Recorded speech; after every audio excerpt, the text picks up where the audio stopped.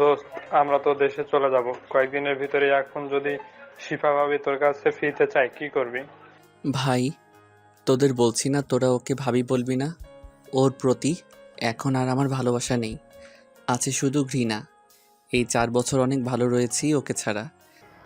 তা তো দেখেছি, প্রতিদিন রাতে ওর কথা মনে করে কাঁদতি, এখন তাও আর কাঁদিস না? আরে ভাই বাদ দে, আমার লাইফে কোনো মেয়ের জায়গা নেই।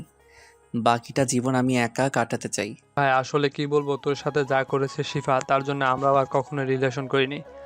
আরে ভাই, সিগারেট ধরা তো, সিগারেট খাবো। তারপর সিগারেট ধরিয়ে আমাকে দিল। সিগারেট টানতে থাকলাম, তখনই রুদ্র এলো। দোস্ত, আমিও তোদের সাথে বাংলাদেশে যাব। আমি তোদের বন্ধু ছাড়া থাকতে পারবো না। আমার বাবা একজন বাংলাদেশি, আমার পরিবারও বাংলাদেশেই সেটেল হয়ে যাবে। আমি বাংলা ভাষা বাবার থেকেই শিখেছি। ও তাহলে তো ভালোই হলো, আমরা বন্ধুরা একসাথে দেশে গিয়েও থাকতে পারবো না। সিগারেট নে বলেই সিগারেট দিলাম। আচ্ছা লিমন, তোদের এই দেশে আসার কারণটা নাকি অনেক কষ্টের। আজকে আমাকে বল প্লিজ, তোদের এই দেশে আসার কারণটা বল। আমার মন খারাপ হয়ে গেল। সিয়াম রুদ্রকে ইশারায় থামতে বলল। আচ্ছা রুদ্র, চল ওইদিকে হেঁটে আসি। থাম ভাই তোরা, ওকে সবটা বলা উচিত। ও আমাদের বন্ধু, এতদিন লুকিয়েছি সেটাই অনেক। লিমন প্লিজ ভাই, মনে করার দরকার নেই কালো অতীত। ভাই আমি জানি তোরা আমার কষ্ট সহ্য করতে পারস না, তেমনি রুদ্ররও জানার অধিকার আছে, কারণ ও আমাদের বন্ধু। তবুও থাক পার্থ, আমি আজকে রুদ্রকে বলি কিসের জন্য নিজের দেশ ছেড়ে আজ আমরা এই দেশে পড়াশোনা করি। থাক, বলতে দেখি। শোন তাহলে, আমার এসএসসি পরীক্ষা শেষ হলো, তাই পরের দিন সকালবেলা ঘুমাচ্ছি। ওই ওঠ, তোকে মা ডাকছে, তাড়াতাড়ি ওঠ। আজকে এত তাড়াতাড়ি ঘুম থেকে উঠতে পারবো না, এতদিন পরীক্ষার টেনশনে ঘুমাতে পারিনি। আরে শোনা ভাই, তোর তো আরো ঘুমানোর সময় আছে। আগে মায়ের কথা শুনে আয় কি বলে। জানিস তো মা রাগ করলে কি হবে। ধ্যাত্তেরই ভালো লাগে না, একদিকে বাবার প্যারা আবার মায়ের প্যারা। যে কোনো একজন তো একটু শান্ত প্রকৃতির হবে, তা না হয়ে দুজনেই রাগী। বলেই মন খারাপ করে বিছানা থেকে উঠলাম। আচ্ছা যা, ফ্রেশ হয়ে আয়। মায়ের কাছে আমি যাচ্ছি, দিয়া একা রান্না করতেছে বলেই চলে গেল। আমি ফ্রেশ হতে গেলাম। ফ্রেশ হতে হতে পরিচয়টা দিয়ে নেই, আমি আতিক আহসান লিমন। বাবা মায়ের তৃতীয় ছেলে, বড় 2টা ভাই আছে। বাবা বিজনেসম্যান, বড় 2 ভাই বিবাহিত। এই নিয়ে আমাদের পরিবার। যাই হোক, আমি ফ্রেশ হয়ে নিচে গেলাম মায়ের কাছে। আম্মু আমায় ডেকেছো? ডেকেছি। তোর মামা যেতে বলেছে, তাদের বাসায় যেতে বলেছে। কেন? আমার ভালো লাগতেছে না, আমি যাব না। আরে তোর পরীক্ষা শেষ, এখন কি সমস্যা? আর তোর মামি কিন্তু রাগ করবে না গেলে। কতদিন ধরে যাস না? তোমাদের এখানে থাকবো না, যাও। আমার মামি ভালো, আমাকে ঘুমাতে দিবে ঠিক মতো। আচ্ছা যা তাহলে। খেতে দাও, কিছু খেয়ে যাব। বাসা তো আর বেশি দূরে নয়, পাশেই, হেঁটে যেতে 10 মিনিট লাগবে। খেতে হবে না, তোর মামি তোর জন্য রান্না করেছে, যা তাড়াতাড়ি। দূর ভাল লাগে না, আর থাকবোই না তোমাদের বাসায়। বলেই বের হলাম মামিদের বাসার উদ্দেশ্যে। দোকান থেকে একটা চিপস কিনে খেতে লাগলাম, সাথে একটা কোক নিয়ে হাঁটতে লাগলাম। চিপস খাওয়া শেষে কোক খুললাম, মুখখাটা ছুঁড়ে মারলাম, পড়ল গিয়ে একজনের নাকে। আমি সেদিকে না তাকিয়ে হাঁটতে লাগলাম। ওই স্যামরা দাঁড়া, তুই আমার নাকে মুখা মেরে আবার হাঁটছিস? আমি মেয়েটার দিকে তাকিয়ে অবাক। হিজাব পরার সাথে নিকাব, টানা টানা চোখ দুটো দেখা যাচ্ছে, চোখে গাঢ় কালো কাজল, যার জন্য চোখ দুটোর মায়ায় পড়ে গেলাম। কোথায়? আমি তো দেখিনি। সরি, হয়তো ভুলে পড়েছে। আমার এই কথা শুনে মেয়েটা ঠান্ডা হয়ে গেল, ভালোই হয়েছে। আমি এমনিতে মেয়েদের ভয় পাই। একদিন একটা মেয়ের সাথে ঝগড়া করেছি, মেয়েটা রাস্তায় বসে ঝগড়া করছিল, তার উপর বাসায় এসেও নালিশ দিছিল। সেটা শুনে আমার মাদার কি মাইরটাই না দিছিল। আর বাবার রাগ দেখলেই তো ভয় আমার কাজ হয়ে যায়। তখন থেকে মেয়েদের ভয় পাই। যাই হোক, গল্পে আসি। আচ্ছা তাহলে এরপর থেকে চোখ কান খোলা রেখে কাজ করবেন, না হলে মেয়েরা আপনার নাক ফাটিয়ে দিবে। এই যে শুনুন। মেয়েটা দাঁড়িয়ে পিছনে ফিরল। হ্যাঁ বলুন। আপনার এত রাগ মানায় না, আপনার চোখ দুটো অনেক সুন্দর। কি বললি? দাঁড়া, এমনিতেই একটা বাদর আনতে যাচ্ছি, সামনে আবার আরেকটা পড়েছে। না না কিছু না বলেই দৌড়ে মামার দিকে গেলাম। কোপটা শেষ করে বাসার সামনে দাঁড়িয়ে কলিং বেল বাজালাম। মামা দরজা খুলে দিল। আরে লিমন, এসে পড়েছিস? তোকে আনতে তোদের বাসায় শিফা গেল। কি শিফা আসলো কবে? আর আমাকে আনতেই বা যেতে হবে কেন? আমি তো একাই আসতে পারি। আসলে শিফা ওর দাদা বাড়ি থেকে পড়াশোনা করেছে এতদিন। তা তো দেখতেই পাচ্ছি। এই 1 মাসে একবারও বাসায় আসিসনি।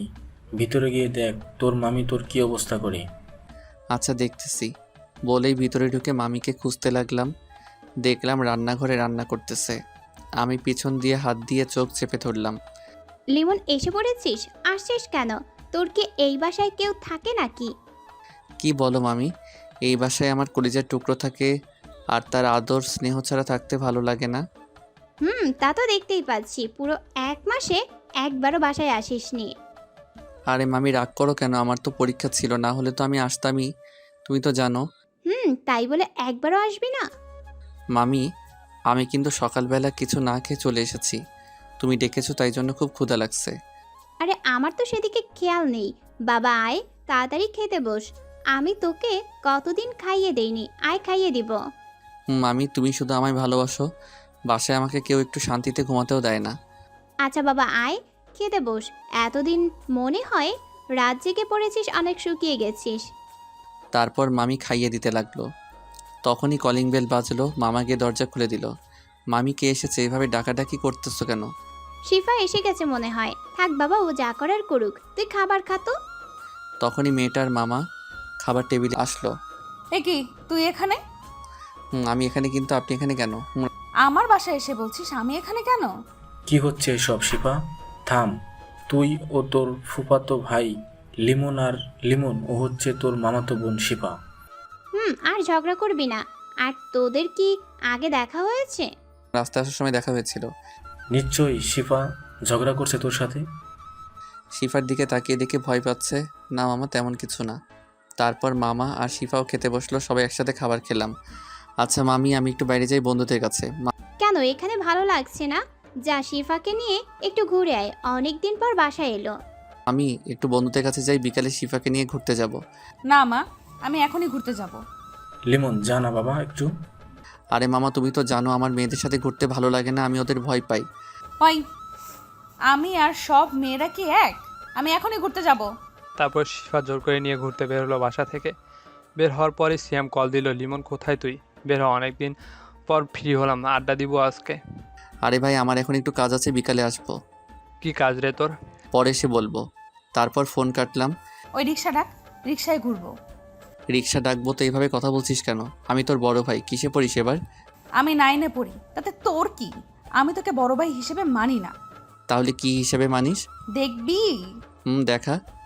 তা পরে বলবো, এখন ঘুরতে যাব, রিক্সা ডাক। ওকে ডাকতেছি, তবে আমাকে সম্মান করে কথা বলবি। শিপা কিছু বললো না, আমি রিক্সা ডাক দিলাম, ও রিক্সায় উঠে গেল। ওই, উঠছিস না কেন?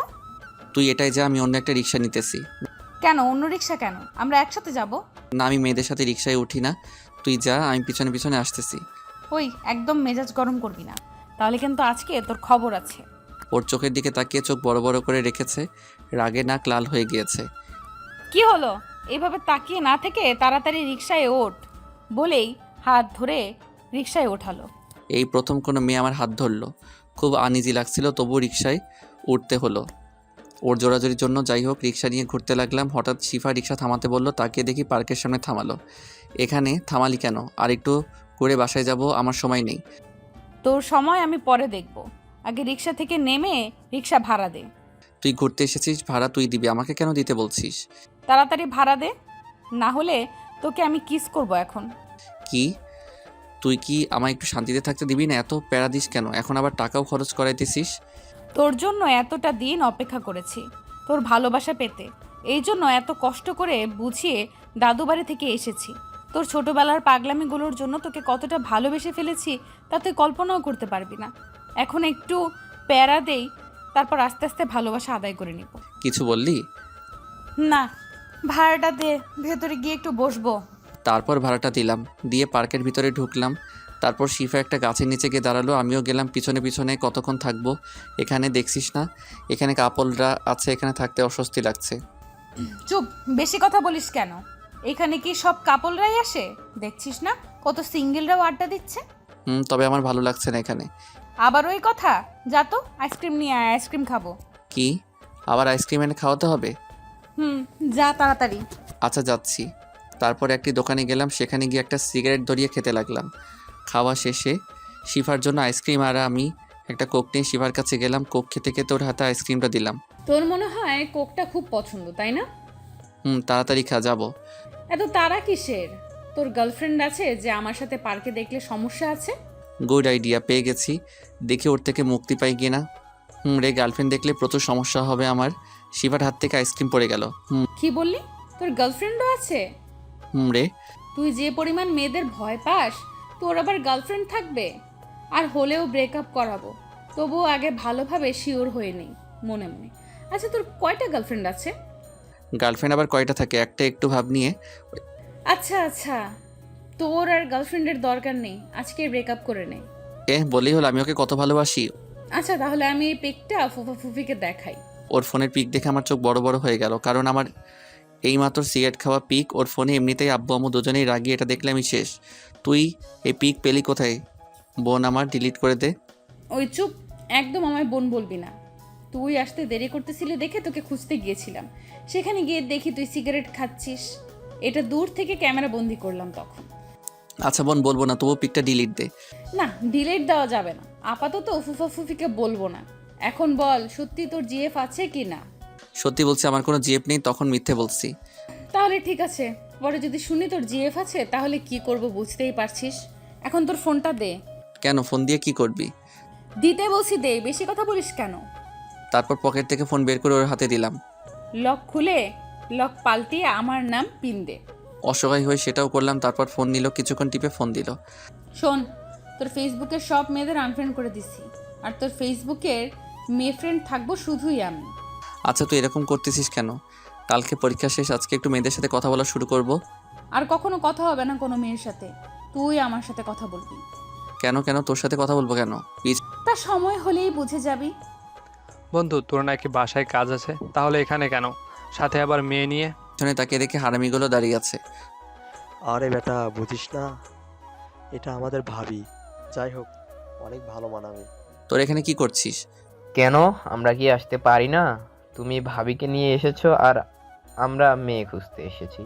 শালা, তুই ভালো হবি না, অল টাইম মেয়ে পটানো ধান্দা করিস। তুমি ভাবিকে নিয়ে ঘুরতে পারো আর আমি আমার জন্য একজন খুঁজবো না? আরে কি ভাবি ভাবি করছিস? ও আমার মামাতো বোন। কি? আবার দাঁড়া, দেখাচ্ছি মজা। বোন বললি তুই? তো কি বলবো? কি বলবি মানে? বউ বলবি? আমি তোকে ভালোবাসি। শিফার কথা শুনে তো আমি অবাক, কি বলতেছে এই মেয়ে? ওই তোর মাথা ঠিক আছে তো? আমার মাথা ঠিক আছে, দেখবি তুই। বলেই মাথাটা টেনেই আমার ঠোঁট দুটো অফ করে দিল। আমার বন্ধুরা লজ্জায় অন্যদিকে ফিরল, আর আমি ছাড়ানোর চেষ্টা করতেছি কিন্তু পারতেছি না। ও আমার ঠোঁটের উপর অত্যাচার করে যাচ্ছে। অনেক কষ্ট করে থামালাম শিফা, ছেড়ে দিয়ে লজ্জায় অন্যদিকে ফিরে থাকলো। আর আমি বন্ধুদের দিকে তাকিয়ে দেখি ওরা হাসতেছে। ওই হাসছিস কেন তোরা? ভাই বিশ্বাস কর। আরে ভাইয়া, আপনার চিন্তা করেন না, আজকে ট্রিট আমি দিব। তাহলে ভালোই হয়, চলেন। আরে ভাই আমি যাব, না গেলে টাকা আমার পকেট থেকে যাবে। কি? তুই যাবি না? ওর দিকে তাকাতেই ফোনের দিকে ইঙ্গিত করলো। অসহায় হয়ে গেলাম। আরে আমি যাব তো, চল। মনে মনে ওর গোষ্ঠী উদ্ধার করতে লাগলাম। আরে ভাই, এত তাড়াতাড়ি না গেলে হয় না? এখন তো কোনো মেয়ে খুঁজে পেলাম না শালা, বলেই সবাই মিলে উত্তম মাধ্যম দিলাম পার্থকে। ভাই, মোরে এখন ছাড়, আমি আর জীবনেও মেয়ে খুঁজবো না। তারপর সবাই মিলে রেস্টুরেন্টে গেলাম। শালারা খেতে লাগলো ইচ্ছে মতো, আমি শুধু আমার টাকার চিন্তা করছি। যাই হোক, খাওয়া শেষে বিল আমারই দিতে হলো। বন্ধুদের বিদায় দিয়ে শিফাকে নিয়ে চলে গেলাম মামাদের বাসায়। আচ্ছা তাহলে এখন যা বাসায়, আমি বাসায় যাব এখন। কি? এখন যাওয়া যাবে না, তোকে না আম্মু খেতে যেতে বলছে? না হলে আম্মু তোকে কি বলবে তা তো তুই বুঝিসই। আচ্ছা চল তাহলে। তারপর ভিতরে গেলাম, সবাই একসাথে খাওয়া দাওয়া করলাম। মামিদের বাসায় আসলেই খাইয়ে দেয়, সে আমাকে তার নিজের ছেলে মনে করে। আদর করে খাওয়া দাওয়া শেষে রেস্ট নিব, বাট সিগারেট খেতে ইচ্ছে করলো, তাই ছাদে গেলাম। কারণ দুপুরের সময় মামা মামি ছাদে আসে না, তো শান্তিতে সিগারেট ধরিয়ে টানতে লাগলাম। তখনই শিফা এসে হাত থেকে সিগারেটটা ফেলে দিল। এ কি, এটা ফেলে দিলি কেন? কি ছাইপাস খাস এগুলো স্বাস্থ্যের পক্ষে ক্ষতিকারক, তা তো জানোসই, তবুও খাস কেন? আরে সমস্যা হবে না বলি আরেকটা ধরাতে লাগলাম। ওই একদম সিগারেট খাবি না, আর খেলে তোর অবস্থা খারাপ করে দিব। আরে আমি খেলে তোর সমস্যা কি? বোন আমার, একটা সিগারেট খেতে দে। কি, আমি তোর বোন হই? থাপড়ায় সব দাঁত ফালায় দিমু। আর তোকে তো সিগারেট খেতে দেওয়াই যাবে না, ঠোঁটগুলো পুড়ে যাচ্ছে। আরে পুরুক, একটু কালো হলে সমস্যা নেই। চুপ কর, বলছি না এসব খাবি না, দরকার হলে অন্য কিছু দিব, তবুও খাবি না। কি দিব? তুই বলার সাথে সাথেই আমাকে ধরেই আমার ঠোঁটের উপর অত্যাচার শুরু করে দিল। অনেক কষ্ট করে ছাড়ালাম। কি হচ্ছে এসব শিফা? এগুলো অনেক খারাপ। তুই আমার বোন হস। আমি তোর মামাতো বোন, আপন বোন না। আমি তোকে ভালোবাসি। দেখ, এটা সম্ভব না। সম্ভব কি না তা আমি বুঝে নিব, বাট তুই আর সিগারেট খাবি না। আমি ওই পোড়া ঠোঁটে কিস করতে পারবো না। দেখ, তুই যা ভাবছিস সেটা কিন্তু সম্ভব নয়। এসব পাগলামির কোনো মানে হয় না। এত কথা বলছো কেন? বেশি কথা বললে সিগারেট খাওয়ার ভিডিও দেখাবো ফুফিকে। আরে না না, ওই কাজ ভুলেও করিস না। আচ্ছা ঠিক আছে, নিচে চল। তারপর নিচে গিয়ে শিফার সাথে আরও কিছুক্ষণ আড্ডা দিয়ে মামিকে বলে বাসায় চলে গেলাম। এভাবে শিফার পাগলামি দিন দিন বাড়তে থাকলো, আর আমারও রেজাল্ট দিল। ভালো রেজাল্টই হয়েছে। কলেজে ভর্তি হয়ে গেলাম। দূরে যেতে চেয়েছিলাম, কিন্তু শিফার জন্য যেতে পারিনি, কারণ ওর পাগলামিগুলোর জন্য ওকে ভালোবেসে ফেলেছি তবে এখনও ওকে বলিনি। ভাবতেছি কিছুদিনের মধ্যেই বলে দিব। রাতে ফোন টিপতেছি, তখনই শিফা কল দিল। হ্যাঁ বল। কালকে বিকেলবেলা আমার সাথে দেখা করবি, তোর সাথে একটা সিরিয়াস কথা আছে। আচ্ছা ঠিক আছে, বল কোথায় দেখা করব। তোদের কলেজ মাঠেই আসবো বিকেল 4টায়। তারপর শিফা কালকে কি বলবে তা ভাবতে ভাবতে ঘুমিয়ে গেলাম। পরের দিন সকালবেলা ভাবিদের ডাকে ঘুম ভাঙলো। ফ্রেশ হয়ে বাসার সবার সাথে খাবার খেয়ে কলেজে গেলাম। গিয়ে দেখি বন্ধুরা এক জায়গায় বসে আছে। ওদের কাছে গেলাম। কি রে, তোকে এমন দেখাচ্ছে কেন? এমনিতেই ভালো লাগছে না। আমি মনে হয় সত্যি শিফাকে ভালোবেসে ফেলেছি। এটা তো আমরা এমনিতেই বুঝতে পারছি। কিন্তু ওকে এটা বলবো কি করে? তাছাড়া ও আজকে কি যেন সিরিয়াস কথা বলার জন্য ডেকেছে। শোন, এটা তো আরো ভালো হয়েছে। আমি বলি তুই ওকে আজকেই তোর মনের কথা বলে দে। আচ্ছা, কিন্তু কিভাবে কি করব? শোন, ও আসার পর আগে ও কি বলে শুনবি, তারপর তুই প্রপোজ করে দিবি। আচ্ছা চলো ক্লাসে যাই। তারপর সবাই মিলে ক্লাসে গেলাম। সবগুলো ক্লাস করে বাসায় গেলাম। বিকেলবেলা আমার অনেক চিন্তা হচ্ছে, কি করে ওকে প্রপোজ করব, কিভাবে বলবো, এই নিয়ে চিন্তা করতে করতে শেষে যাই হোক এসব ভাবতে ভাবতে চলে গেলাম দেখা করার স্থানে। দেখি শিফা এখনও আসেনি। আমি ফুলটা পিছনের পকেটে নিয়ে দাঁড়িয়ে রইলাম শিফার জন্য। কিছুক্ষণ পর দেখি শিফা আসতেছে। একটা কালো রঙের 3 পিস পরে, চোখে গাঢ় কাজলে ওকে অনেক ভালো লাগছে। ও আমার কাছে এসে পড়ল। আমি চোখ নামিয়ে নিলাম। হ্যাঁ, কি বলবি বল। আচ্ছা, তুই কি আমার ভালোবাসা কখনোই বুঝবি না, নাকি তোর আমাকে পছন্দ হয় না? তুই কেন বুঝিস না আমি তোকে কতটা ভালোবাসি? সেই ছোট থেকে আমি তোকে আমার জীবন সঙ্গী ভাবি। শিফার চোখের কোণে পানি এসে গেছে। কি হলো, কথা বলছিস না কেন? ও, বুঝে গেছি তুই আমাকে একটুও ভালোবাসিস না, তাই তো? আচ্ছা, আমি চলে যাচ্ছি। বলেই হাঁটা ধরলো। আমি পিছন থেকে হাত টেনে ধরলাম। শিফা ঘুরে আমার দিকে তাকালো। আমি ফুলটা হাতে নিয়ে হাঁটু গেড়ে ওর সামনে দাঁড়িয়ে আমি ঠিক গুছিয়ে কথা বলতে পারি না। তুমি আমাকে অগোছালো করে দিয়েছো। মন যেন এখন আর আমার কাছে থাকে না। তুমি আমার মনটাকে চুরি করে নিয়েছো। তোমাকে দেখলেই হৃদযন্ত্রটি অস্থির হয়ে ওঠে। কি করে বলি তোমায় অনেক অনেক ভালোবাসি। এটা শুনেই শিফা আমার হাত থেকে ফুলটা নিয়ে আমাকে জড়িয়ে ধরে কেঁদে দিল। এই বোকা, কাঁদছিস কেন? ওই একদম আমার সাথে তুই করে কথা বলবি না, এখন থেকে তুমি করে কথা বলবা। আচ্ছা ঠিক আছে, কান্না করতেছো কেন? কেন কাঁদতেছি তুমি জানো না? আজকে সত্যি আমি খুব ভয় পেয়ে গিয়েছিলাম। আমি ভেবেছিলাম তুমি আমাকে একটুও ভালোবাসো না। এখন আর কেঁদো না, কাজল নষ্ট হয়ে যাবে, তাহলে খারাপ লাগবে। লাগে লাগুক, তাতে আমার আর কি? যাকে চাওয়ার তার ভালোবাসা পেয়ে গেছি, আর কারো কাছে আমি আমাকে ভালো লাগাতে চাই না। আচ্ছা আচ্ছা চলো, এখন তুমি আর আমি ঘুরতে যাই। তারপর দুজনে মিলে অনেকক্ষণ ঘুরলাম এবং শিফাকে বাসায় দিয়ে এসে আমি বাসায় গেলাম, তারপর পড়তে বসলাম। রাতে শিফা ফোন দিল, অনেকক্ষণ কথা বললাম দুজনে। এভাবে ওর পাগলামির ভালোবাসায় কেটে গেল আরও 3টি বছর। এখন আর সিগারেট খাই না আমি, কারণ পাগলিটাই খুব রাগ করে, তাহলে এজন্য আর খাওয়া হয় না। কোন মেয়ের সাথে কথা বলতে দেয় না, সবসময় বলতে গেলে চোখে চোখে রাখে। আমি এখন অনার্সে পড়ি, আর শিফা ইন্টার 2য় বর্ষে পড়ে। আমাদের খুনসুটির ভালোবাসা ভালোই চলছিল। একদিন আমি ভার্সিটি ক্লাস শেষ করে শিফার জন্য অপেক্ষা করতে লাগলাম। তখনই শিফার সাথে একটা ছেলে বের হলো। একসাথে কথা বলতে বলতে হাঁটতে হাঁটতে ওরা আমার কাছে চলে আসলো। আরে তুমি চলে এসেছো? আচ্ছা সিফাত বাই, আমার যেতে হবে। আরে চলো, আমি তোমাকে বাসায় পৌঁছে দিই। না না, তার দরকার নেই, আমাকে নিতে এসেছে, যেতে হবে। ও আচ্ছা, কে সে? ও আসো পরিচয় করিয়ে দেই, এই হলো আমার ফুফাতো ভাই লিমন, আর লিমন এই হলো সিফাত। ও হাই ভাইয়া বলে আমার দিকে হাত বাড়িয়ে দিল। হ্যালো বলে হাত মিলালাম ভদ্রতার জন্য। আচ্ছা শিফা, আসো, যাব। চলো। আচ্ছা শিফা, তোমার ফোন নাম্বারটা কি দেওয়া যাবে? আমার মাথা গরম হয়ে গেল, তবুও পরিস্থিতির জন্য শান্ত হয়ে গেলাম। কেন, আমার ফোন নাম্বার দিয়ে কি করবে? না মানে পড়া জিজ্ঞেস করার জন্য লাগতে পারে। আচ্ছা নাও। তারপর শিফাকে নিয়ে একটা রিকশায় উঠলাম বাসার দিকে যাওয়ার জন্য। ছেলেটা কে আর ওর সাথে ফ্রেন্ডশিপ করেছো কেন? আরে বইলো না, ছেলেটা অনেক রিকোয়েস্ট করলো ওর সাথে ফ্রেন্ডশিপ করার জন্য, তাই বন্ধুত্ব করলাম।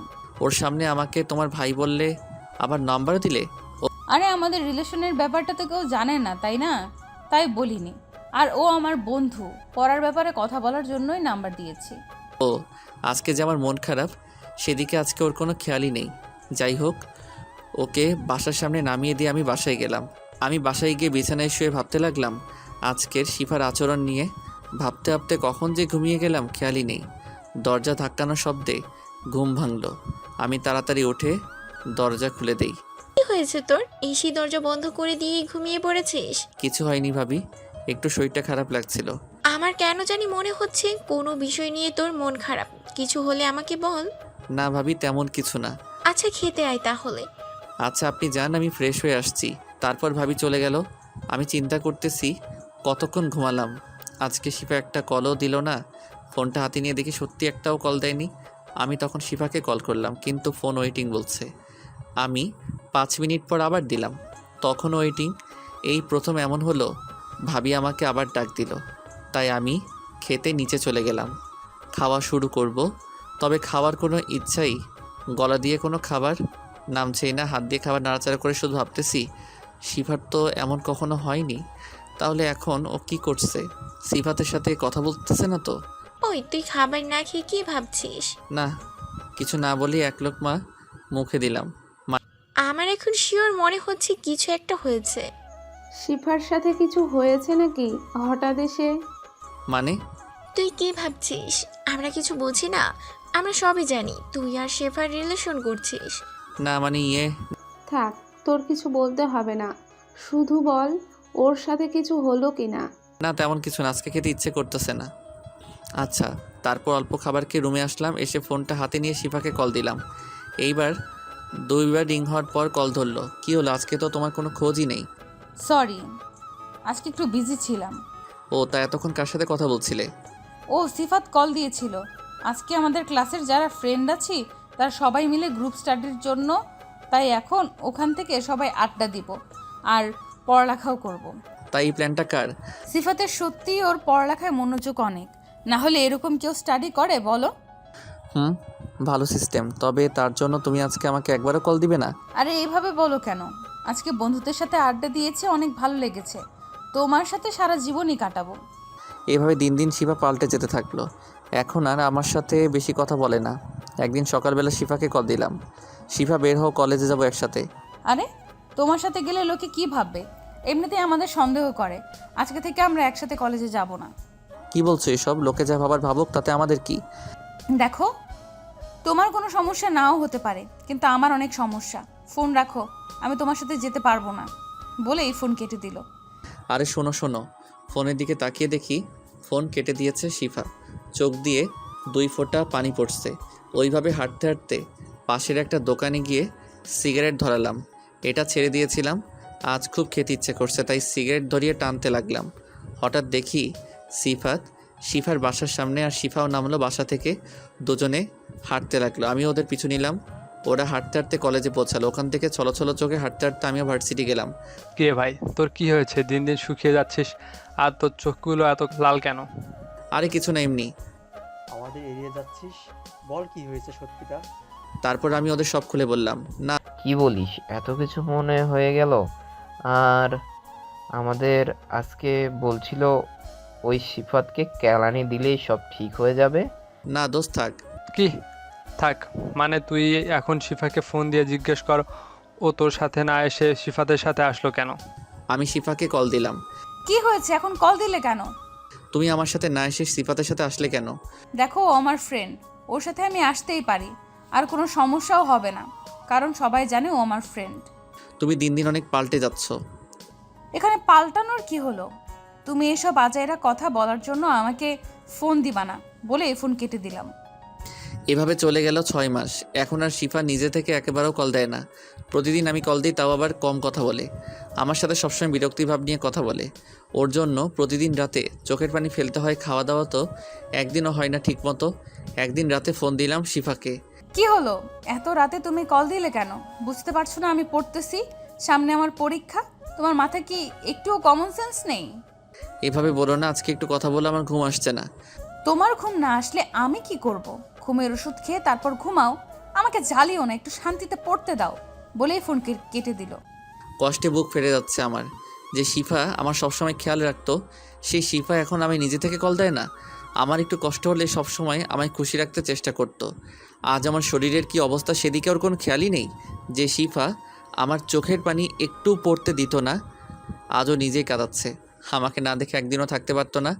আজ নিজের ইচ্ছেতে আমার সাথে দেখাও করে না। এসব ভাবতে ভাবতে ঘুমিয়ে গেলাম। পরের দিন সকালবেলা ভাবির ডাকে ঘুম ভাঙলো। কি রে, আজকে এত ঘুমাচ্ছিস কেন? তুই কলেজে যাবি না? কি কয়টা বাজে? উঠে ঘড়ির দিকে তাকিয়ে দেখি 9টা বেজে গেছে। আমি তাড়াতাড়ি ফ্রেশ হয়ে কিছু না খেয়ে চলে গেলাম কলেজে। এটা এখন রুটিন হয়ে গেছে, প্রতিদিনই মা ডাকাডাকি করে খাওয়ার জন্য, কিন্তু খাওয়ার কোনো ইচ্ছে থাকে না। যাই হোক, কলেজে পৌঁছালাম, বন্ধুরা দেখে আমার কাছে আসলো। কি রে, এত দেরি হলো কেন? ঘুম থেকে উঠতে দেরি হয়ে গেছে। না ভাই, এখন আমাদের কিছু একটা করতেই হবে। ওই সিফাত আসার পর থেকেই যত ঝামেলা এসেছে তোদের মাঝে। ওকে একটু শাসাতে হবে। ভাই বাদ দে, থাক। আমি চাই শিফা ভালো থাকুক, ও আমার দ্বারা বিরক্ত না হয়। তাই বলে তোকে কষ্ট দিবে? চল শিফাদের কলেজে যাই, ওকে দেখতে ইচ্ছে করছে। আচ্ছা চল, সিফাতকে পেলে ওকেও একটু বুঝিয়ে আসবো। তারপর আমরা শিফাদের কলেজের সামনে গেলাম। ওখানে গিয়েই মাথা গরম হয়ে গেল, কারণ সেখানে গিয়ে দেখি শিফার সামনে হাঁটু গেড়ে শিফাকে প্রপোজ করতেছে। আমি কাছে গিয়েই সিফাতকে একটা লাথি মারলাম। সিফাত ছিটকে দূরে গেল। শিফা ভাবতে পারেনি আমি এখানে এসে এমন কাণ্ড করব। আমি সিফাতকে ইচ্ছে মতো মারতে লাগলাম। হঠাৎ করে শিফা এসেই, কি পেয়েছো কি তুমি? ও প্রপোজ করলেই কি আমি অ্যাকসেপ্ট করতাম? তোমার জন্য এখন আমার নামই প্রিন্সিপালের কাছে কিনে নালিশ। আমাকে কি একটু শান্তিতে থাকতে দিবা না? তুমি কেন আমায় এত প্যারা দাও? তোমাকে আর আমি আমার লাইফে চাই না, থাকো তুমি আর তোমার এই মুখ আমার সামনে দেখাবা না। কি আমি তোকে প্যারা দেই? তোকে আমি শান্তিতে থাকতে দেই না? শুধু তোকে ভালোবাসি বলে তোর সাথে একটু কথা বলতে চাওয়া হলো তোকে প্যারা দেওয়া? তোর সাথে একটু ঘুরতে চাইলেও সেটাও প্যারা দেয়া? আচ্ছা ঠিক আছে, আজ থেকে তোর সাথে আর আমার কোনো সম্পর্ক থাকবে না। তুই থাক তোর মতো, আমি আসবো না বলেই ওখান থেকে চলে আসলাম। শিফা ক্লাসের দিকে গেল, আর আমার বন্ধুরা আমার পিছু পিছু আসলো। আমি হাঁটতে হাঁটতে হঠাৎ অজ্ঞান হয়ে পড়ে গেলাম। তারপর আর কোনো কিছু খেয়াল নেই। যখন চোখ খুললাম তখন দেখি আমি হাসপাতালের বেডে আছি। পাশে তাকিয়ে দেখি হারামিগুলো চিন্তিত অবস্থায় দাঁড়িয়ে আছে। আরেক পাশে তাকিয়ে দেখি আমার পুরো পরিবার দাঁড়িয়ে। আম্মু তো অনেক কান্না করতেছে। কি হয়েছে আম্মু, তুমি কান্না করতেছো কেন? বাবা তোর জ্ঞান ফিরেছে? তুই খাওয়া দাওয়া ঠিক মতো করিস না কেন? আরে মা, কোথায় খাওয়া দাওয়া করি না। চুপ, মিথ্যে কথা বলতেছ। আবার ডাক্তার বলেছে তুমি ঠিকমতো খাওয়া দাওয়া করো না। আর তোমার এত কিসের টেনশন যে সারাদিন নাকি টেনশনে থাকো? না বাবা, তেমন কিছু না। এখন থেকে কোনো টেনশন করবা না, আর খাওয়া দাওয়া ঠিকমতো করবে। আমাদের বুড়ো বয়সে চিন্তিত রাইখো না তুমি। আর এমন হবে না বাবা। আচ্ছা। আচ্ছা মা, মামি আসে নাই? না, ওদের জানানো হয়নি। তোর মামি অনেক টেনশন করবে তো তাই। ও, তখনই ডাক্তার রুমে প্রবেশ করলো। আপনারা চাইলে রোগীকে বাসায় নিয়ে যেতে পারেন, তবে ওর খেয়াল রাখতে হবে ঠিক মতো। আচ্ছা ডাক্তার, ওর সবসময় খেয়াল রাখা হবে। আমি বিল পে করে এসেছি। ওকে। পর আমাকে বাসায় নিয়ে আসা হলো। বন্ধুদেরও বাসায় পাঠিয়ে দিয়েছি। ওদেরকে বিকেলে আসতে বলেছি দেখা করতে। বাসায় গিয়ে সবাই আমার খেয়াল রাখতে লাগলো। বন্ধুরাও বিকেলে এসে দেখা করে গেল। মুখে শুকনো হাসি রেখে কথা বললেও ওরা আমার ভিতরের কষ্টটা ঠিকই বুঝতে পারছে। ওরা আর কি করবে, ওরা আমাকে নানাভাবে শিফাকে ভুলে থাকতে বুঝিয়ে চলে গেছে। ওরা চলে যাওয়ার পর ভাবিরা রুমে আসলো। কিছু বলবেন আপনারা ভাবি? কেন, আমরা এমনিতে আসতে পারি না নাকি? না তা না, এমনি একা থাকতে ইচ্ছে করছে। তুই আমাদের আজকে একটা সত্যি কথা বলবি ভাই? হ্যাঁ, কি জানতে চান বলুন। সত্যি করে বল তো, শিফার সাথে কিছু হয়েছে কিনা? আমি চুপ হয়ে গেলাম। কি হলো বল ভাই, কেন তোর এই অবস্থা? নিশ্চয়ই কোনো বিষয় নিয়ে কষ্ট পাচ্ছিস। এখনো নিশ্চুপ? কি হলো বলছিস না কেন? বুঝেছি, তুই আমাদের আপন বোন মনে করতে পারিসনি। ভাবি চলেন। যাই বলেই হাঁটা শুরু করলো। বড় ভাবিও তার পিছে নিল। দাঁড়ান, আপনারা শুনতে চান তো কি হয়েছে, তাই না? শুনুন। এই কথা শুনে ভাবিরা এসে আবার আমার পাশে বসলো। আচ্ছা তাহলে শুনুন। আজ পর্যন্ত শিফার অবহেলার কথা সব কিছু বুঝিয়ে বললাম। তাকিয়ে দেখি ভাবিদের চোখের কোণে পানি। ভাই, তুই এতটা কষ্ট পেয়েছিস আর শিফা তোকে শুধু অবহেলাই করে গেছে? আচ্ছা ভাই শোন, বেশি কষ্ট নিস না। এভাবে চলে গেল 7 দিন। আমি বাসা থেকে একদমই বের হই না। এই 7 দিনে শিফা আমার একটু খোঁজ নিল না, আর আমিও বাসা থেকে বের হই না। একলা থাকতেই বেশি ভালো লাগে। মামি ফোন করেছিল কিন্তু ধরিনি। সবসময় বিছানায় হেলান দিয়ে থাকি, কারোর সাথে ঠিকমতো কথা বলি না। বন্ধুরা আসে নিতে প্রতিদিন বাইরে নেওয়ার জন্য, কিন্তু আমি যাই না। আজকে বিকেলবেলা বাসায় বসে আছি, তখন হারামিগুলো আসলো। ভাই তুই কেন বুঝিস না যে তোর ভালোবাসাকে প্যারা মনে করে তোকে ছাড়া হ্যাপি থাকতে চায়? তুই তার জন্য কেন এভাবে কষ্ট দিচ্ছিস নিজেকে? একটু শক্ত হ তুই। ভাই তুই কিন্তু এখন বেশি বেশি করছিস। এভাবে করলে তোর সাথে কিন্তু আমরা কোনো বন্ধুত্ব রাখবো না। ভাই শোন, আমি একটা বুদ্ধি করেছি। আমরা আর এই দেশে লেখাপড়া করব না, আমাদের বিদেশে পড়ালেখা করা হবে, আর লিমনও ওই মেয়েটাকে ভুলে থাকতে পারবে। তোরা যা করার কর, আমি আছি। সত্যি? তাহলে তুই আঙ্কেল আন্টিকে সব কিছু বলে ঠিক কর। আমি সব ঠিক রাখবো। এখন চল বাইরে যাব, অনেক দিন সিগারেট খাই না। সত্যি বন্ধু, তুই আজকে বাসা থেকে বের হবি? চল। পরিবারের সবাই আমার পরিবর্তন নিয়ে চিন্তিত ছিল, কিন্তু আজকে আমি বের হবার জন্য সবাই কিছুটা হলেও খুশি হয়েছে। আর অন্যদিকে শিফা সেদিন আমাকে থাপ্পড় মেরে ক্লাসে গিয়ে বসলো। ওর বেস্ট ফ্রেন্ড নীলা ওর কাছে গেল। তুই লিমন ভাইয়াকে মারলি কেন? লিমন ভাইয়া তো ঠিকই করেছে। আরে ভাই তুই বুঝছিস না, এখন যদি প্রিন্সিপাল স্যারের কাছে আমার নামে বিচার যায়, ভার্সিটির একটা ছেলে আমার জন্য সিফাতকে মেরেছে। গেলে যাবে, আর সে সাহস শিফাতের হবে না। লিমন ভাইয়ারাও এই কলেজে পড়ে গেছে, তাদেরকে সবাই এক নামে চিনত। গুন্ডা নামে, তাও আমি কিছু কমিয়েছিলাম। যাই হোক শিফা, কাজটা তুই ভালো করলি না। লিমন ভাইয়াকে এতদিনে অনেক কষ্ট দিয়েছিস। তুই তোর ভালোবাসার মানুষের থেকে বন্ধুত্বকে বেশি প্রাধান্য দিয়েছিস। এর ফল সামনে পাবি। আমাকে লিমন ভাইয়ের মতো কেউ ভালোবাসলে আমার কোনো বন্ধুই লাগতো না, সারাক্ষণ তার সাথেই থাকতাম। হইছে, বাদ দে। তো এখন এমনিতেই টেনশন হচ্ছে। ভালো কথা বলছিলাম, এখন শুনলি না? পরে বুঝবি। আমি শিওর লিমন ভাইয়া আর তোকে ভালোবাসবে না। তুই এর আগেও কষ্ট দিয়েছিস। শিফাতের সাথে কলেজে আসতি, সবসময় শিফাতের সাথে কথা বলতি, যা লিমন ভাইকে সব সময় কষ্ট দিয়েছে। থুর, তুই তো রাজেরা পেঁচাল নিয়ে থাক। তারপর শিফা উঠে বাসার দিকে চলে গেল। ওর আমার বিষয় নিয়ে কোনো আগ্রহই নেই। রাতে পড়তে বসেছে, বারবার ফোনের দিকে তাকায়। আমি ওকে কল দিয়ে বিরক্ত করি কিনা, কিন্তু না, আমি আর কল দিই না ওকে। এভাবে প্রতিদিনই শিফার এমন হয়। এবার আমার দিকে আসা যাক। আমরা বের হয়ে আমাদের আড্ডাখানার দিকে গেলাম। গিয়ে দেখি শিফা বসে আছে। কেন বসে আছে জানি না।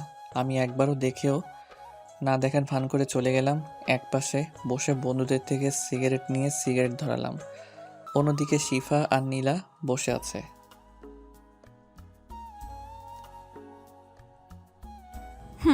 অনেক শুকিয়ে গেছে, আবার সিগারেট খাওয়া শুরু করে দিয়েছে, দেখেছিস?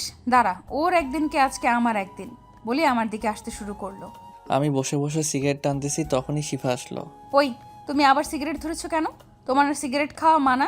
সিয়াম, আমি তোদের জন্য আজকে বের হইছি, তোরা ওকে সরা এখান থেকে, না হলে কিন্তু আমি আবার বের হওয়া বন্ধ করে দেব। ওই সেমরি, যা এখান থেকে। আমার বন্ধুকে তিলে তিলে অনেক কষ্ট দিয়েছিস, আর কেন এসেছিস এখানে? যা এখান থেকে। শিফা ভয়ে আর অপমানে ওখান থেকে চলে গেল। আমরা আড্ডা দেওয়া শুরু করলাম। অন্যদিকে শিফা ওখান থেকে নীলার কাছে গেল। আমি জানতাম এমনই হবে, যে তোকে প্যারা দেয়। আজকে তুই তার কাছে গেলি কেন? তুই জানিস ওকে আমি প্রচুর ভালোবাসি। এই কয়দিনে যখন লিমন আমায় কোনো কল দেয় না, কোনো খোঁজ নেয় না, তখন আমি বুঝতে পেরেছি আমি ওকে কতটা কষ্ট দিয়ে ফেলেছি। এর জন্য আমি সিফাতের সাথেও এখন কথা বলি না। আমার কোনো বন্ধু লাগবে না, আমি শুধু লিমনকেই চাই। তার হবে না, লিমন ভাইয়া আর তোকে মেনে নিবে না। দেখলি না, তোকে তার বন্ধুদের দিয়ে অপমান করালো। তা দেখা যাবে। 10 দিন পর লিমনের জন্মদিন, ওই দিন ওকে সারপ্রাইজ দিয়ে ওর পায়ে ধরে ক্ষমা চাইবো। আমি জানি ও আমাকে এখনো ভালোবাসে। দেখলি না, নিজে কিছু না বলে বন্ধুদের দিয়ে বলিয়েছে। আচ্ছা দেখ, তবে এই 10 দিন কি করবি? এই 10 দিনের সারপ্রাইজ রেডি করব আর খেয়াল রাখবো ওর। ও তাই?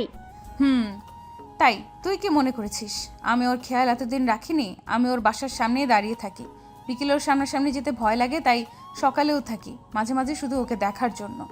আচ্ছা, তবে সারপ্রাইজটা ভালো রাখিস। এখন বাসায় চল। আচ্ছা চল, বলেই ওরা দুজনের বাসায় চলে গেল। এদিকে আমরা আড্ডা দিচ্ছি। আজকে সিগারেটটাকে একটু বেশি আপন মনে হচ্ছে। সিগারেট টানতেছি আর ভাবতেছি ওকে তো আমি ভুলে যেতে চাই এখন, আর ও নিজেও তো মুক্ত হতে চেয়েছে, আবার কেন আমার উপর অধিকার দেখাতে আসছে? হয়েছে ভাই, এখন বাদ দে। আমরা বিদেশে যে ভার্সিটিতে মজা করে অ্যাপ্লাই করেছিলাম সেটার রেজাল্ট দেবে একটু পর। দোয়া কর যেন সবাই চান্স পায়। পার্থর কথায় ঘোর কাটলো আমার। আর হ্যাঁ, আর আমরা 4 জন বন্ধু মিলে বিদেশে একটা ভার্সিটিতে অ্যাপ্লাই করেছিলাম, শুধু দেখতে কে কে চান্স পায়। আর আজ আমরা সেটাকেই নিজেদের ইচ্ছেতে রূপান্তর করেছি। আমার ফোনে মেসেজ এসেছে, আমি চান্স পেয়েছি। এই দেখো মেসেজ, বলেই সবাইকে মেসেজ দেখালাম। হঠাৎ সিয়ামের ফোনে মেসেজ আসলো, আর মেসেজ দেখে সিয়াম উঠে দাঁড়ালো। দোস্ত, আমিও চান্স পেয়েছি। ভালোই হয়েছে, এখন শুধু ওদের মেসেজ আসলেই হয়। হঠাৎ ওদের দুজনের ফোনেও মেসেজ আসলো।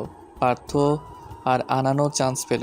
ওরা সবাই খুশিতে লাফাতে লাগলো, কিন্তু আমি কেন জানি লাফাতে গিয়েও লাফাতে পারলাম না, কারণ আমাকে আমার ভালোবাসা ফেলে চলে যেতে হবে। যতই হোক ওকে তো আমি ভালোবাসি। আমি লাফাচ্ছি না দেখে ওরাও থেমে গেল। কি হলো ভাই, তুই খুশি না এতে? আরে বোকা, খুশি হবে না কেন? তবে ওর কষ্ট হচ্ছে শিফার জন্য। যতই হোক মেয়েটাকে লিমন ভালোবেসেছিল। সেটা তো বুঝতে পারছি, তবে দেখ, লিমন শিফাকে তোকে যদি সত্যিই ভালোবাসতো তাহলে তোর সাথে এমনটা করতে পারতো না।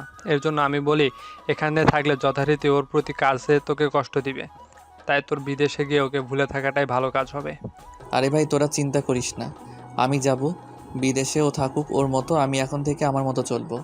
আমি আজকে রাতেই বাসায় বলতেছি, তোরাও বলিস। সবাই বলবো। আর দ্রুত কাগজপত্র রেডি করে চলে যাব এখান থেকে, সবাই দ্রুত করবি। আচ্ছা চল এখন বাসায় যাই। তারপর সবাই যে যার বাসায় চলে গেলাম। রাতে আজকে খাবার টেবিলে খাবার খেতে বসেছি দেখে সবাই খুশি। যাই হোক, খাবার খাচ্ছি। বাবা মা, আমি বিদেশে পড়াশোনা করতে চাই, এটা আমার অনেক আগে থেকে ইচ্ছে ছিল, কিন্তু কিছু কারণে ইচ্ছেটা বাদ দিয়েছিলাম। কিন্তু এখন বিদেশে ভালো একটা ভার্সিটিতে চান্স পেয়েছি, এখন যেতে চাই। সবার খাওয়া বন্ধ হয়ে গেল আমার কথা শুনে। মানে কি তোমাকে দেশের বাইরে পড়াশোনা করতে হবে না? না না লিমন, তোর দরকার নেই বাবা বিদেশে যাওয়ার, তুই এখানেই পড়াশোনা কর, সমস্যা কি? বাবা মা, আমি কি তোমাদের ছেড়ে একেবারে চলে যাচ্ছি? মাত্র 4 বছরের ব্যাপার, তাছাড়া প্রতিদিন তো ফোনে কথা হবেই। ভাই, তোর যাওয়া লাগবে না, আমরা তোকে ছাড়া থাকবো কি করে? আরে ভাইয়া, তোমরা আমার ইচ্ছেটাকে অন্তত গুরুত্ব দাও। আমি আজ পর্যন্ত এত ভালো করে পড়ালেখা করেছি শুধু বিদেশে পড়াশোনা করব তার জন্য। মেজো ভাইয়া কিছু বলতে গিয়েও থেমে গেল, তবে তার চোখে পানি। লিমন, তুই বিদেশ না গেলেও পারতি কিন্তু। ভাবি আপনিও প্লিজ। লিমন, যেতে যাচ্ছিস যাবি, তবে ঘরের ভিতর ভুল কাজ করে ফেলিস না আমাদের কষ্ট দিয়ে। মেজো ভাবি কোন দিকে ইঙ্গিত দিয়েছে আমি বুঝতে পেরেছি, তবুও কিছু বলার নেই। ভাবতে লাগলাম, শিফা, আজ তোর জন্য আমার জীবন এলোমেলো, পরিবারের সবার চোখে পানি। তোকে আমি ক্ষমা করব না মা। আচ্ছা লিমন, আমরা তোমার ইচ্ছে পূরণে বাধা হব না, তবে সব কিছু বুঝে শুনে করো। মা কিছু না বলে কান্না করতেছে। আমি উঠে গিয়ে চোখের পানি মুছে দিলাম। বাবা, তুই প্রতিদিন আমাকে কল দিবি কিন্তু। আমি জানি তুই যখন বিদেশে যেতে চাইছিস কোনো কারণ আছে, আমি তোকে বাধা দিব না, তবে সব সময় নিজের খেয়াল রাখবি। আচ্ছা মা, দ্রুত সব কাগজপত্র ঠিক করে ওখানে অ্যাডমিশন নিতে হবে। আচ্ছা, সব কিছু আমি রেডি করানোর ব্যবস্থা করতেছি। ওকে, তবে আমি বিদেশে যাচ্ছি এটা মামা মামি যেন না জানে। কেন? তাহলে তো ওরা তোর উপর রাগ করবে। সমস্যা নেই, আমি এসে তাদের রাগ ভাঙিয়ে নিব। আচ্ছা, তুই যা ভালো মনে করিস। তারপরে সব বন্ধুর কাগজপত্র 8 দিনে ঠিক করা হলো। পরের দিন রাতে আমাদের ফ্লাইটের সময় দেওয়া হলো। এখন সবাই এয়ারপোর্টের সামনে। বাবা, সাবধানে থাকিস, কখনো কোথাও আমাকে ছাড়া যাসনি, নিজের শরীরের যত্ন নিস। আচ্ছা মা, তুমি টেনশন করিও না। অনেক কষ্টে কান্না আটকে বললাম। পরিবারের সবার চোখে পানি, এটা দেখে কেউ কি শান্তি পায় বলুন? মনের ভিতর ঝড় চললেও বাইরে প্রকাশ করতে পারিনি, নিজেকে শক্ত করে রেখেছি। আজ একটা মেয়ের জন্য আমার পরিবারের সবার চোখের পানি দেখতে হচ্ছে, ওকে আমি ক্ষমা করব না। তুমি তো এখন বড় হয়ে গেছো, তোমাকে নিয়ে টেনশন করব কেন কান্না করতে করতে? আচ্ছা বাবা, আপনারা যদি এভাবে কান্না করেন তাহলে আমি কি ভালো থাকতে পারবো? আমার কথা শুনেই সবাই চোখের পানি মুছল, কিন্তু মা মুছলেও তার চোখে পানিতে ভরে যাচ্ছে। শোন ভাই, তোর ইচ্ছে পূরণ হোক, এটা আমরা চাই, কিন্তু তোর যেন কোনো সমস্যা না হয়। খাওয়া দাওয়া ঠিক মতো করবি, যখন যা লাগে তা বলবি, তোর জীবনটা নষ্ট করবি না, সুন্দরভাবে গুছিয়ে নিবি। আচ্ছা ভাইয়া বলে জড়িয়ে ধরলাম একে একে দুজনকে। এরপর ভাবিদের কাছে গেলাম, তারা এখনও কান্না করতেছে। এরা দুজন আমার বোনের অভাব পূরণ করেছে, আমিও তাদের প্রিয় ছোট ভাই হতে পেরেছি। শোন লিমন, যার জন্য যাচ্ছিস সেটা বুঝতে পেরেছি, কিন্তু ওখানে গিয়ে কোনো প্রকার অতীত নিয়ে চিন্তা করবি না, নিজেকে শক্ত করে সামনের দিকে এগিয়ে যাবি বলেই কাঁদতে কাঁদতে মাথায় হাত বুলিয়ে দিল। আমি আর কি বলবো, যা বলার সবাই বলে দিয়েছে, শুধু এতটুকুই বলবো, সবার চোখের পানির মূল্য রাখিস। এরই মধ্যে বন্ধুরা ওদের পরিবারকে বলে চলে আসলো। লিমন চল, এখন আমাদের যেতে হবে, না হলে ফ্লাইট মিস করা হবে। আচ্ছা আমি আসি তাহলে, ফ্লাইট ছাড়ার সময় হয়ে গেছে। তারপর সবাইকে বিদায় দিয়ে চলে আসলাম। তারপর উড়াল দিলাম, অন্য দেশে পৌঁছে গেলাম। সেখানে গিয়ে আনানের আত্মীয়ের সাথে কথা বলে আমরা বাসার ব্যবস্থা করে নিলাম এবং পরের দিন ভার্সিটির ভর্তি হওয়ার সব কাজ শেষ করলাম। এদিকে আমি যেদিন চলে এসেছি সেদিন রাত 11:30টার দিকে শিফা বাসায় গেল। কি রে শিফা, তুই এত রাতে বাসে আসলি, কোনো কিছু হয়েছে নাকি? আর তোর হাতে ব্যাগ কেন? ব্যাগে কি আছে? আরে না ফুফি, কি হবে, চুপ। আমি এসেছি, এটা নিয়ে এত ডাকাডাকি কইরো না। কেন? সেটা এসে বলতেছি, আগে তুমি ভাবিদের চুপি চুপি এখানে ডাকো। আরে কি হয়েছে?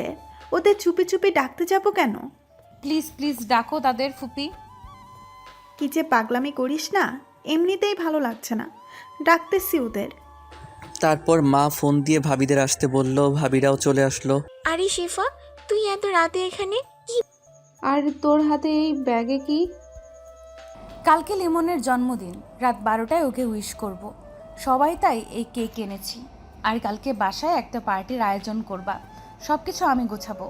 আরে সমস্যা নেই, আমরাও এসে গেছি, পেছন থেকে বলল। মায়ের মনটা খারাপ হয়ে গেল আরও। এবার ছেলের জন্মদিনেও কাছে পেল না ছেলেটাকে, আর ভাবিরাও কষ্ট পেল, তাদের ছোট ভাইয়ের জন্মদিনের আনন্দ করতে পারলো না, আর তাদের ভাইটাও কষ্টে আছে। কি হলো ফুপি, তুমি মন খারাপ করে আছো কেন? লিমনকে সারপ্রাইজ দিতে চাও না? কি হলো, চুপ কেন আপা? এবার ভাবিদের মুখ আর বন্ধ রাখতে পারলো না। বলবে মা, যার জন্মদিন পালন করতে এসেছিস সে তো এখন আর আমাদের কাছে নেই বলেই কেঁদে দিল। এ কিভাবে কাঁদছেন কেন? আর লিমন আপনাদের কাছে নাই মানে কি হয়েছে? কিছুই তো বুঝতে পারছি না। লিমন এখন বাংলাদেশে নেই, আর ও আজকে বিদেশে গেছে লেখাপড়া করার জন্য। না, এটা হতে পারে না। ও নিশ্চয়ই আমার জন্য এদেশ থেকে চলে গেছে বলেই অজ্ঞান হয়ে গেল। সবাই শিফাকে ধরলো, ওকে বিছানায় শুয়ে দিল। শিফার চিৎকার শুনে বাবা ভাইয়ারাও ওখানে চলে আসলো। আপা, লিমন বিদেশে গেল আর সেটা আমাদের জানালেন না আপনারা, বলেই কেঁদে দিল। কি করব বল লিমন, তোদের বলতে মানা করেছে। তোদের বললে তুই তো ওকে যেতে দিতি না। ওর অনেক ইচ্ছা বিদেশে পড়াশোনা করার। না মা, সব আমার জন্য হয়েছে। আমি ওকে কষ্ট দিয়ে ফেলেছি, তাই ও কষ্ট সহ্য করতে না পেরে চলে গেছে। মানে কি বলতেছিস তুই? এসব কি করেছিস তুই? শোনো তাহলে। তারপর শিফা সব বলে দিল আমাদের ভিতর কি হয়েছিল। সব কাহিনী মামি সব শুনেই ঠাস করে শিফাকে একটা থাপ্পড় মারল। কি করেছিস তুই এইসব? তুই এগুলো করলে কি করে? ভাবিরা শিফাকে ওখান থেকে সরিয়ে তাদের কাছে নিল। তার মানে এই জন্য লিমন বিদেশে গেছে। আর ও এই কয়েকদিনে অনেক শুকিয়ে গেছে, ঠিকমতো খাওয়া দাওয়া করতো না। মা আটকালো মামিকে। থাক, বাদ দে, এভাবে তো আর সমস্যার সমাধান হবে না। কি আপু, আমি ওকে আর আমাদের বাসায় নিব না? ওর জন্য আজকে আমার সোনার টুকরা ছেলেটা নেই এখানে। আচ্ছা, তোর বাসায় ওর থাকতে হবে না, ও আজকে থেকে আমার কাছে থাকবে। কি, থাকবি তো? শিফা কিছু না বলে শুধু কান্না করতে লাগলো। কি বলছো আপা? ও এত কিছু করেছে, তারপরেও তুমি ওকে তোমার কাছে রাখবা? রাখবো। ও ভুল করে ফেলেছে, ওর ভুল ওকে শুধরানোর সুযোগ দিলাম। ওকে। যা ভালো বোঝো করো, ওকে? আমি আর কখনোই আমাদের মেয়ে ভাববো না বলেই মামা মামি চলে গেল বাসা থেকে। এদিকে আমি ওখানে গিয়ে খাওয়া দাওয়া ঠিকমতো করি না। সবসময় শিফার করা অবহেলাগুলো মনে পড়ে। ওর জন্য প্রতিনিয়ত কাঁদি। তো একদিন হারামিগুলো নিয়ে এক জায়গায় বসালো। লিমন, তুই কি একটা মেয়ের জন্য নিজেকে শেষ করে দিবি? আমি ওর দিকে তাকালাম। শোন লিমন, তুই যদি এভাবে একটা মেয়ের জন্য নিজের জীবনটা নষ্ট করে দিস, তাহলে তোর বাবা মায়ের কি হবে? তোর কষ্টটা আমরা বুঝি, কিন্তু মানুষ কষ্ট থেকেই শিক্ষা পায়। এর জন্য তোকে শক্ত হতে হবে। তোর উজ্জ্বল ভবিষ্যৎ চাই তোর। এখন যদি তুই তোর মা বাবার কথা চিন্তা না করে বসে বসে নিজেকে শেষ করে দিস, তাহলে তোর মা বাবা প্রচুর কষ্ট পাবে। তুই যদি তোর বাবা মার কথা চিন্তা করে ঠিক না হোস, তাহলে আমাদেরকেও ভুলে যাস। না ভাই, আমি শক্ত হব, নিজেকে ঠিক করে নিব। তোরা চিন্তা করিস না, আমি মা বাবাকে কষ্ট পেতে দিব না। তারপর থেকে নিজেকে শক্ত করে নিলাম। এরই মধ্যে তোর সাথে বন্ধুত্ব হলো। তারপর লেখাপড়া আর তোদের সাথে আড্ডা দিয়ে কেটে গেল 4 বছর। ফ্ল্যাশব্যাক শেষ। কি ভাই, তোর মাঝে এত কষ্ট ছিল? এখন বাদ দে, চল ঘুরে আসি সবাই। কালকে তো বাংলাদেশে চলে যেতে হবে। চল। তারপর সবাই মিলে ঘুরলাম, বাসায় জানিয়ে দিলাম সবাই দেশে যাচ্ছি। পরের দিন সবাই মিলে রওনা দিলাম। রুদ্র আমার সাথে যাচ্ছে, ওর মা বাবাও 2 দিন পরে চলে আসবে। পাশে রুদ্র বসেছে। আচ্ছা দোস্ত, শিফা যদি আবার তোর লাইফে ফিরে আসতে চায়, তখন কি করবি? ভাই, তোর কি মনে হয় ও আমার জন্য বসে আছে? ও এখন সিফাতের সাথে রিলেশনে আছে বা বিয়ে করে ফেলেছে। তাও হতে পারে, তবে সত্যি যদি সেটা হয় তাহলে তোর কষ্ট হবে না। ভাই, আমার লাইফে যে কষ্ট পেয়েছি, আর এতে কি হবে বল? তবেও আমার সাথে অনেকবার কথা বলতে চেয়েছে, আমি বলিনি। দোস্ত, এত কষ্ট পেয়েছিস, তুই যা বলার মতো নয়। তবে আমি সত্যিই তোর বন্ধু। তোর মতো বন্ধু পেয়ে গর্বিত। তুই নিজেকে গুছিয়ে নিয়েছিস, নিজেকে শক্ত রেখেছিস। এভাবে কথা বলতে বলতে অনেক জার্নি করে পৌঁছে গেলাম বাংলাদেশে। বিমান ল্যান্ড করলো, আমরা সবাই একসাথে নামলাম। দোস্ত, আমাদের সবার পরিবার আসবে। আমরা সবাই এখন যে যার পরিবারের কাছে যাব। আমরা পরে আবার সবাই একত্রিত হব। সেটাই ভালো হবে। আমাদের পরিবারে অনেক কষ্ট পেয়েছে, আগে যেতে হবে তাদের কাছে। তাই কর। আমার দাদু আমাকে নিতে আসছে। তারপর সবাই যে যার পরিবারের কাছে যাওয়ার উদ্দেশ্যে বের হলাম। আমি বের হয়ে দেখি আমার মমতাময়ী মা তার 2 চোখ দিয়ে আমাকে খুঁজে যাচ্ছে। এক সময় আমার চোখে চোখ পড়লো, আমার দিকে তাকিয়ে রইল। তার চোখ জোড়া ভিজে যাচ্ছে। আমি সেটা দেখে দ্রুত হেঁটে মায়ের কাছে গেলাম। আমার মা আমাকে জড়িয়ে ধরে কেঁদে দিল। বাবা, তুই এসে গেছিস? এই 4টা বছর আমার বুকটা সব সময় তোর জন্য হাহাকার করেছে। এই তো মা, এসে গেছি, আর যাব না কোথাও। তোমাকে ছেড়ে কেঁদো না, আর তোমার চোখের পানি ফেলতে দিব না। আমি জানি, তুই তো আমার লক্ষ্মী ছেলে। আমি আম্মুকে ছেড়ে আব্বুর কাছে গেলাম, তার চোখেও পানি। আমি যেতেই সেও আমাকে জড়িয়ে ধরলো। বাবা, আমি এসে গেছি, আর কান্না করবা না। না বাবা, আমি কোথায় কান্না করছি, খুশিতে চোখে পানি এসে গেছে। আমি বাবার চোখ দুটো মুছিয়ে দিলাম। বাবা আমার কপালে একটা ভালোবাসার পরশ এঁকে দিল। তারপর একে একে সবার সাথে দেখা করলাম। সবাই আজকে অনেক খুশি। ভাইয়া ভাবিরাও কান্না করেছে। আপনারা সবাই ভাবছেন শিফা এখানে আসছে কি না। না, শিফা আসেনি এখানে। আর আমারও পরিবারের ভালোবাসা পেয়ে ওর কথা আর মনে পড়েনি। আচ্ছা, এখন চলো বাসায়। আমি জানি আমার মামা মামি অনেক রাগ করে আছে। আমার আগে তাদের রাগ ভাঙাতে হবে। যে রাগ করেছে রাগ ভাঙাতে খবর হয়ে যাবে। শুধু তারা, আরও একজন আপনার খবর করে ছাড়বে। মানে? আপনি তা বাসায় গেলেই বুঝতে পারবেন। আচ্ছা, মামা মামি কি আমাদের বাসায় নাকি তাদের বাসায়? তাদের বাসায় অনেক রাগ আছে, তাই আসেনি। ওকে, আমি দেখব নে। তারপর সবাই মিলে রওনা দিলাম বাসার দিকে। পৌঁছে গেলাম বাসার সামনে। সবাই গাড়ি থেকে নামলো। আরে লিমন, তুই আবার এই ড্রাইভিং সিটে কি করতে বসেছিস? তোমরা বাসায় যাও, আমি আসতেছি মামা মামিকে নিয়ে। পাগল ছেলে। আচ্ছা যা, তাড়াতাড়ি নিয়ে আসবি। তারপর আমি গাড়ি নিয়ে চলে গেলাম মামার বাসার সামনে। সেখানে গিয়ে দেখি মামি টিভি দেখছে আর মামা খবরের কাগজ পড়তেছে। আমি আস্তে করে গিয়ে মামির চোখ ধরলাম। এই একদম আমার চোখ ধরবি না, ছাড় তুই। আমাকে তো আর কেউ আপন মনে করে না। এ কি মামি, তুমি বুঝলে কি করে আমি চোখ ধরেছি? কারণ আমার সাথে এরকম পাগলামি একটা বাদর ছেলে ছাড়া আর কেউ করতো না। আর এখন সে আর নেই, আমাকে ভুলে গেছে। কে বলে ভুলে গেছে? তুমি ভুল ভাবছো। বলেই আমি সোফার উপর উঠে মামির কোলে শুয়ে পড়লাম। এই ওঠ ওঠ, তুই আমার সাথে কথা বলবি না। আমার মাথাটা খুব ব্যথা করতেছে। অনেক জার্নি করে এসেছি। আমি দেখলাম মামির হাত অটোমেটিক আমার মাথায় চলে গেছে। এসব ঢং আমার সাথে দেখাবি না। আমি তোর কি হই? চলে যা এখান থেকে। আচ্ছা, আমার উপর এত রাগ তোমার, তাই না? আমি আবার চলে যাব, তবে বিদেশে না, একেবারে উপরে। এটা শুনেই মামি কেঁদে দিল। জানা কে বলছে আমার কাছে আসতে? বলেই কাঁদতে লাগলো। আরে আরে মামি, এভাবে কেঁদো না। আমি আর কখনো তোমায় না বলে কোথাও যাব না। এরকম কাঁদলে আমার খুব কষ্ট লাগে। আচ্ছা বাবা, আমার মেয়েটা তোকে অনেক কষ্ট দিয়ে ফেলেছে, তাই না? এখনো কাঁদে? আরে না মামি, তুমি চিন্তা কইরো না। তোমার ছেলের সব কষ্ট ঘুচে গেছে। কারণ কারো দুটো মা থাকলে আর কাউকে জীবনে প্রয়োজন হয় না। তাদের ভালোবাসায় সারা জীবন নিঃসন্দেহে সুখে থাকা যাবে। আচ্ছা বাবা, এখন আমি তোর জন্য রান্না করব আর তুই বসে থাকবি, আমি খাইয়ে দিব। না না, এখন রান্নাঘরে যেতে হবে না। আমি এয়ারপোর্ট থেকে ডাইরেক্ট তোমাদের নিতে এসেছি আমাদের বাসায় যাওয়ার জন্য। তুমি রেডি হও, আমি মামার রাগ ভাঙিয়ে নেই। দেখছো না, বারবার আর চোখে দেখাচ্ছে আর চোখ ভিজিয়ে ফেলেছে অলরেডি। আচ্ছা বাবা, তুই তোর মামার কাছে যা, আমি রেডি হচ্ছি। মামি চলে গেল রেডি হতে। আমি গেলাম মামার কাছে। আজকে খবরের কাগজে কি লেখা আছে? মামা কোনো কথা বলছে না, তার মন এখন পুরোটাই খবরের কাগজে। এই যে শুনছেন, আমি কিছু বলেছি আপনাকে। আমি এবার মামার চোখ থেকে চশমাটা খুলে নিলাম, কারণ মামার চোখে অনেক সমস্যা। ছোটবেলায় মামা আমার কথা না শুনলেই চশমা খুলে নিতাম, তারপর যা বলতাম সব করত। আমার চশমা দে বলেই চোখ ভিজিয়ে ফেললো। আমি এখানে আমার মামার কাছে এসেছি বলেই চোখ মুছিয়ে দিলাম। আমার কোনো ভাগ্নে নেই, আগে ছিল একজন, তবে সে আমাকে ভালোবাসে না। আমি মামার চোখে চশমা লাগিয়ে দিলাম, তারপর তার পায়ের কাছে গিয়ে বসলাম। মামা, আমার ভুল হয়ে গেছে। আমি তোমাকে অনেক কষ্ট দিয়ে ফেলেছি, তুমি আমাকে ক্ষমা করে দাও। আরে আরে বাবা, করছিস কি এসব? তুই ওঠ ওঠ বলেই উঠে জড়িয়ে ধরে কেঁদে দিল। মামা কেঁদো না, আমি আর তোমাদের ছেড়ে কোথাও যাব না। আরে বোকা, আমি সেজন্য কাঁদছি না। আমি কাঁদছি তুই আমার মেয়ের জন্য কতটা কষ্ট পেয়েছিস। আরে মামা বাদ দাও ওইসব। আমি এখন একা থাকতে শিখে গেছি, আমার আর কাউকে প্রয়োজন নেই। বাবা, জীবন যুদ্ধে অনেক কঠিন সময় নিজেকে শক্ত রেখে এই যুদ্ধ করতে হয়।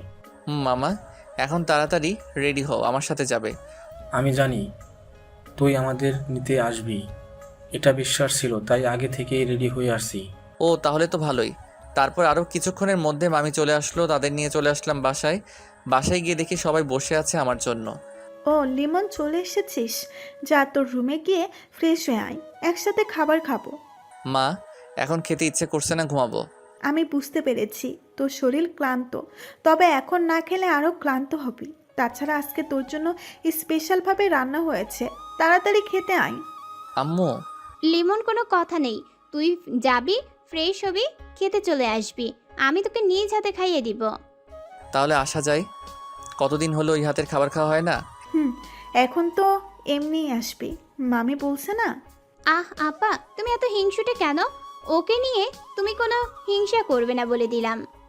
হ্যাঁ, হিংসে করব না আবার? আমার ছেলেটা মায়ের থেকে মামির পাগল বেশি। হ্যাঁ, তোমরা ঝগড়া করো, আমি ফ্রেশ হয়ে আসছি। তারপর আমি ফ্রেশ হওয়ার জন্য রুমের দিকে যেতে লাগলাম। সব কিছু দেখতে দেখতে পৌঁছে গেলাম আমার রুমের সামনে। আমি দরজা খুলে রুমে প্রবেশ করলাম। আমি রুমের দিকে তাকিয়ে অবাক। রুমটা অনেক সুন্দর করে সাজানো, মনে হচ্ছে এই রুম খালি ছিল না, কেউ রুমে ছিল। রুমটা গুছাবে আমি আসার জন্য, ঠিক আছে, তবে এত পরিপাটিভাবে গুছিয়ে রাখবে না কেউ। থাক, এত চিন্তা করে লাভ নেই। আমি ফ্রেশ হয়ে নিচে আগে খেয়ে বিশ্রাম নেই, পরে সব কিছু বুঝে নিব। এগুলো ভাবতে ভাবতে ফ্রেশ হয়ে নিলাম, জামা প্যান্ট চেঞ্জ করে নিচে চলে আসলাম খাবার খাওয়ার জন্য। কি হলো, খাবার কোথায়? আরে এই যে আসতেছে, একটু অপেক্ষা করো। ওকে, খাবার রেডি না করে সবাই এখানে বসে আছো যে? আরে খাবার আসতেছে, তুই বস। ওই তোর খবর নিয়ে এসে পড়েছে। আমি সেদিকে তাকিয়ে অবাক। সেই পরিচিত মুখ আর ভালোবাসা আমাকে করেছিল মুগ্ধ, তার প্রতি তেমনি তার প্রতি এখন জমা রয়েছে অজস্র ঘৃণা আর কষ্ট। যাই হোক, আমি চোখ নামিয়ে নিলাম। আরে তুই আজকে রান্না করেছিস, এ খাবার খাবো না আমরা। আতিক চল, আমি তোকে আমাদের বাসার খাবার খাওয়াবো, তোর এ খাবার খেতে হবে না। আমি কিছু বলতে যাব তার আগেই ওই চুপ। আরেকটা কথা বললে আমার থেকে খারাপ কেউ হবে না। মেয়েটাকে অনেক কষ্ট দিয়েছিস। এই 4 বছরে একবারও মেয়ের খবর নিসনি, আবার এখন এসেছিস কষ্ট দিতে। মামি মায়ের কথায় মাথা নিচু করে নিল। আমি শিফার দিকে তাকিয়ে দেখি নিশ্চুপ, মাথা নিচু করে কান্না করতেছে। তা দেখেও চোখ ফিরিয়ে নিলাম। আপু, ওর মতো মেয়ের খোঁজ খবর না নেওয়াই ভালো। আবার কথা বলছিস? সবাই চুপচাপ খাবার খেয়ে নিবি, কোনো কথা বললেই খবর আছে। আমি মেয়েটাকে প্রতিদিনই কাঁদতে দেখেছি, ওর চোখে সবসময় অনুশোচনা দেখেছি, আর কেউ ওর ব্যাপারে কোনো কথা বলবি না। মামাও ধমক খেয়ে চুপ। শিখামা, সবাই বসে আছে, তাড়াতাড়ি খাবার দে। শিফা সবাইকে খাবার বেড়ে দিতে লাগলো। ভাবিরা সাহায্য করতে চেয়েছে কিন্তু শিফা না করে দিয়েছে। সবাইকে খাবার দেওয়া শেষ হলো, মামি আমাকে খাবার খাইয়ে দিতে লাগলো। শিফা, মা তুইও বস, সবাই একসাথেই খাবো। মামি, আমি তাকিয়ে দেখি আমার বাম পাশের চেয়ারটাই শুধু খালি আর ডান পাশে মামি বসা। শিফাও খেয়াল করলো বিষয়টাও, আমার পাশে বসতে ভয় পাচ্ছে। না ফুপি, থাক, আমি পরে খেয়ে নিব। মাথা গরম আছে, যা বলছি তাই কর। শিফাও খেয়াল করলো বিষয়টা, ও আমার পাশে বসতে ভয় পাচ্ছে। শিফা বসে পড়লো আমার পাশের চেয়ারে ভয়ে ভয়ে। আমাকে মামি খাইয়ে দিতে লাগলো। শিফা মাথা নিচু করে খেয়ে যাচ্ছে আর ভয়ে ভয়ে আর চোখে বারবার আমাকে দেখছে। যাই হোক, খাবার শেষ করলাম তৃপ্তি করে। অনেক দিন পর মামির হাতের খাবার খেলাম। আমি সবাইকে বলে রুমে চলে গেলাম বিশ্রাম নিতে। গিয়েই ঘুমিয়ে পড়লাম প্রচুর ক্লান্ত থাকার কারণে। বিকেলবেলা ঘুম ভাঙলো, অনুভব করলাম কেউ একজন আমার পা ধরে আছে। আমি উঠে দেখি শিফা পায়ের কাছে ঘুমানো, আমার পা ধরে আছে। আমি পা নাড়াতেই শিফার ঘুম ভেঙে গেল। তুই এখানে কি করছিস আমার রুমে? এই রুমটা তো আমারও হবে, এখন আসলে কি হবে? শোন বোন, আমার এই রুমটা শুধুই আমার, এটা কারোর সাথে ভাগ করব না। এখন তুই এখানে কি করছিস তাই বল। আমি তোমার বোন মানে তুমি কি আমাদের সম্পর্কটা ভুলে গেছো? তুমি তো আমায় ভালোবাসতে। বাসতাম, তবে 4 বছর আগে তোর ইচ্ছেতে আমাদের সম্পর্ক শেষ হয়ে গিয়েছে, আর আমিও সেটা মেনে নিয়েছি। একা থাকতে শিখে গেছি। আমি জানি তুমি আমায় এখনো ভালোবাসো। আমি তোমার সাথে অন্যায় করে ফেলেছি না বুঝে, প্লিজ আমায় ক্ষমা করে দাও। আরে বোন, এসব কি বলছিস? আমি ক্ষমা করব মানে? আমার তোর উপর কোনো রাগই নেই। শিফা আমার দিকে তাকিয়ে আছে অবাক চাহনিতে, চোখগুলোতে আস্তে আস্তে পানি ভরে যাচ্ছে। আমি কি তোমার উপর এতটাই অন্যায় করে ফেলেছি যে তুমি আমায় এভাবে ইগনোর করবা? তুমি তো আমাকে ছাড়া থাকতে পারতে না, আমাকে জীবন সঙ্গী করার স্বপ্ন দেখেছিলে, এখন তুমি আমায় বোন ভাবো? আরে বোকা, তুই তো আমার বোনই, আর আগে যেটা ছিল ওটা থেকে তুই নিজেই মুক্তি চেয়েছিস, আর আমি সেটাই করেছি। শিফা দৌড়ে এসে আমার পা ধরলো। আমি অনেক বড় ভুল করে ফেলেছি, আমি তোমার কষ্ট বুঝতে পারিনি, তুমি প্লিজ আমায় মাফ করে দাও। আমি পা ছাড়িয়ে ওকে উঠিয়ে একটা থাপ্পড় দিলাম। কি পেয়েছিস কি? তুই আমার সাথে যখন যা ইচ্ছে তাই করবি, আর আমি মেনে নিব? এক মেয়ে, আমি কি তোকে বলেছিলাম আমি তোকে ভালোবাসি? জোর করে ব্ল্যাকমেল করে প্রেম করিয়েছিস। তবে এক সময় তোর পাগলামিকে ভালোবেসে ফেলি, তোর ভালোবাসার ফলে আমি আমার ইচ্ছে পাল্টে ফেলি, তোকে সম্পূর্ণ ভালোবেসেছি। কিন্তু তুই বন্ধু পেয়ে আমাকে প্যারা মনে করলি। তুই আমার খোঁজই নিতি না। আমি এই পাশে শেষ হয়ে যাচ্ছি, তোর জন্য তার কোনো খেয়ালই নেই। তোর তখন খেয়াল কখন বন্ধুদের সাথে আড্ডা দিবি? আমাকে কি তোর রোবট মনে হয়? তোর ইচ্ছে মতো চলবো। যা বের হ রুম থেকে। শিফা কথাগুলো শুনছিল আর কাঁদছিল। একসময় আমার ধমকে লাফিয়ে উঠে ভয়ে রুম থেকে চলে যায়। ও আমাকে এত রাখতে কখনো দেখেনি।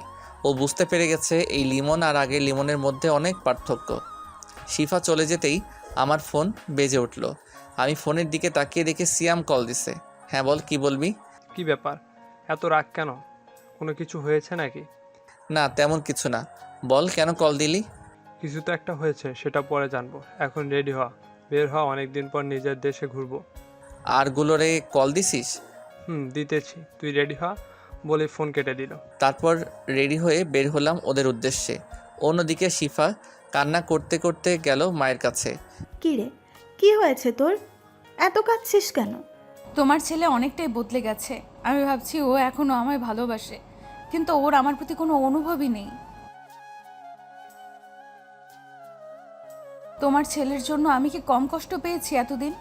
ওর সাথে তুই যা করেছিস তার থেকে কমই। আর ও নিজেও এই 4 বছর কাঁদতে কাঁদতে শক্ত হয়ে গেছে। তোমার শান্ত ছেলেকে আমি নরম বানাবো, আর এবার ওকে আমার ভালোবাসা দিয়ে আগলে রাখবো, আর কখনো ছাড়বো না ওকে। তাতে আমার যত কষ্টই সহ্য করতে হয় করব। শোন মা, ভালোবাসা অনেক কিছু বদলে দিতে পারে। তোকে ভালোবাসা দিয়েই ওকে ঠিক করতে হবে। এখন তুমি দেখো তোমার ছেলের অবস্থা কি করি, বলেই চলে গেল নিজের রুমে। এদিকে আমি চলে গেলাম বন্ধুদের কাছে। কি রে ভাই, সবার পরিবারের সবাই কেমন আছে? এদিকে আমার অবস্থা খারাপ। শিফা আবার জ্বালানো শুরু করেছে। ভাই দেখে শুনে চল, মেয়েটা তো অনেক ভালোবাসতো। আর যা করিস বুঝে শুনে কর। ভাই, আজকে থাপ্পড় দিয়ে তাড়িয়ে দিছি। এভাবে বলছিস কেন? বংশের বাতি জ্বালাবি কি করে? শালা তোরাও না। এখন এসব বাদ দে, বল এখন কি করবি? আজকে ঘুরতে যেতে চেয়েছিলাম, কিন্তু রুদ্র নেই। আগেও ওর দাদু বাড়ি যেতে বলেছে সবাইকে। তাহলে চল ওকে নিয়ে আসি, কাছেই তো পাশের শহরে। আজকে গেলে আসতে দিবে না, কালকে ওকে নিয়ে আসতে হবে, ও বলে দিয়েছে। তাইলে এখন কি করব?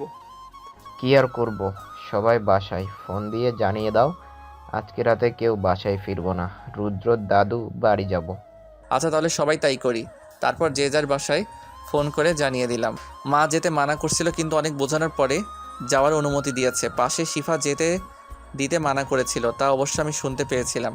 যাই হোক, তারপর আমরা সবাই মিলে চলে গেলাম রুদ্রর দাদু বাড়ি। ওখানে যাওয়ার আগে রুদ্র রাস্তায় দাঁড়িয়েছিল আমাদের এগিয়ে নেওয়ার জন্য। তারপর ওর সাথে পৌঁছে গেলাম ওর দাদু বাড়ি। বাসায় গিয়ে ওর দাদুর সাথে কুশল বিনিময় করলাম। সে আমাদের রেস্ট নেওয়ার জন্য রুমে যেতে বলেছে, আমরাও চলে গেলাম। কিন্তু মাঝপথে ফোনটা বেজে উঠলো।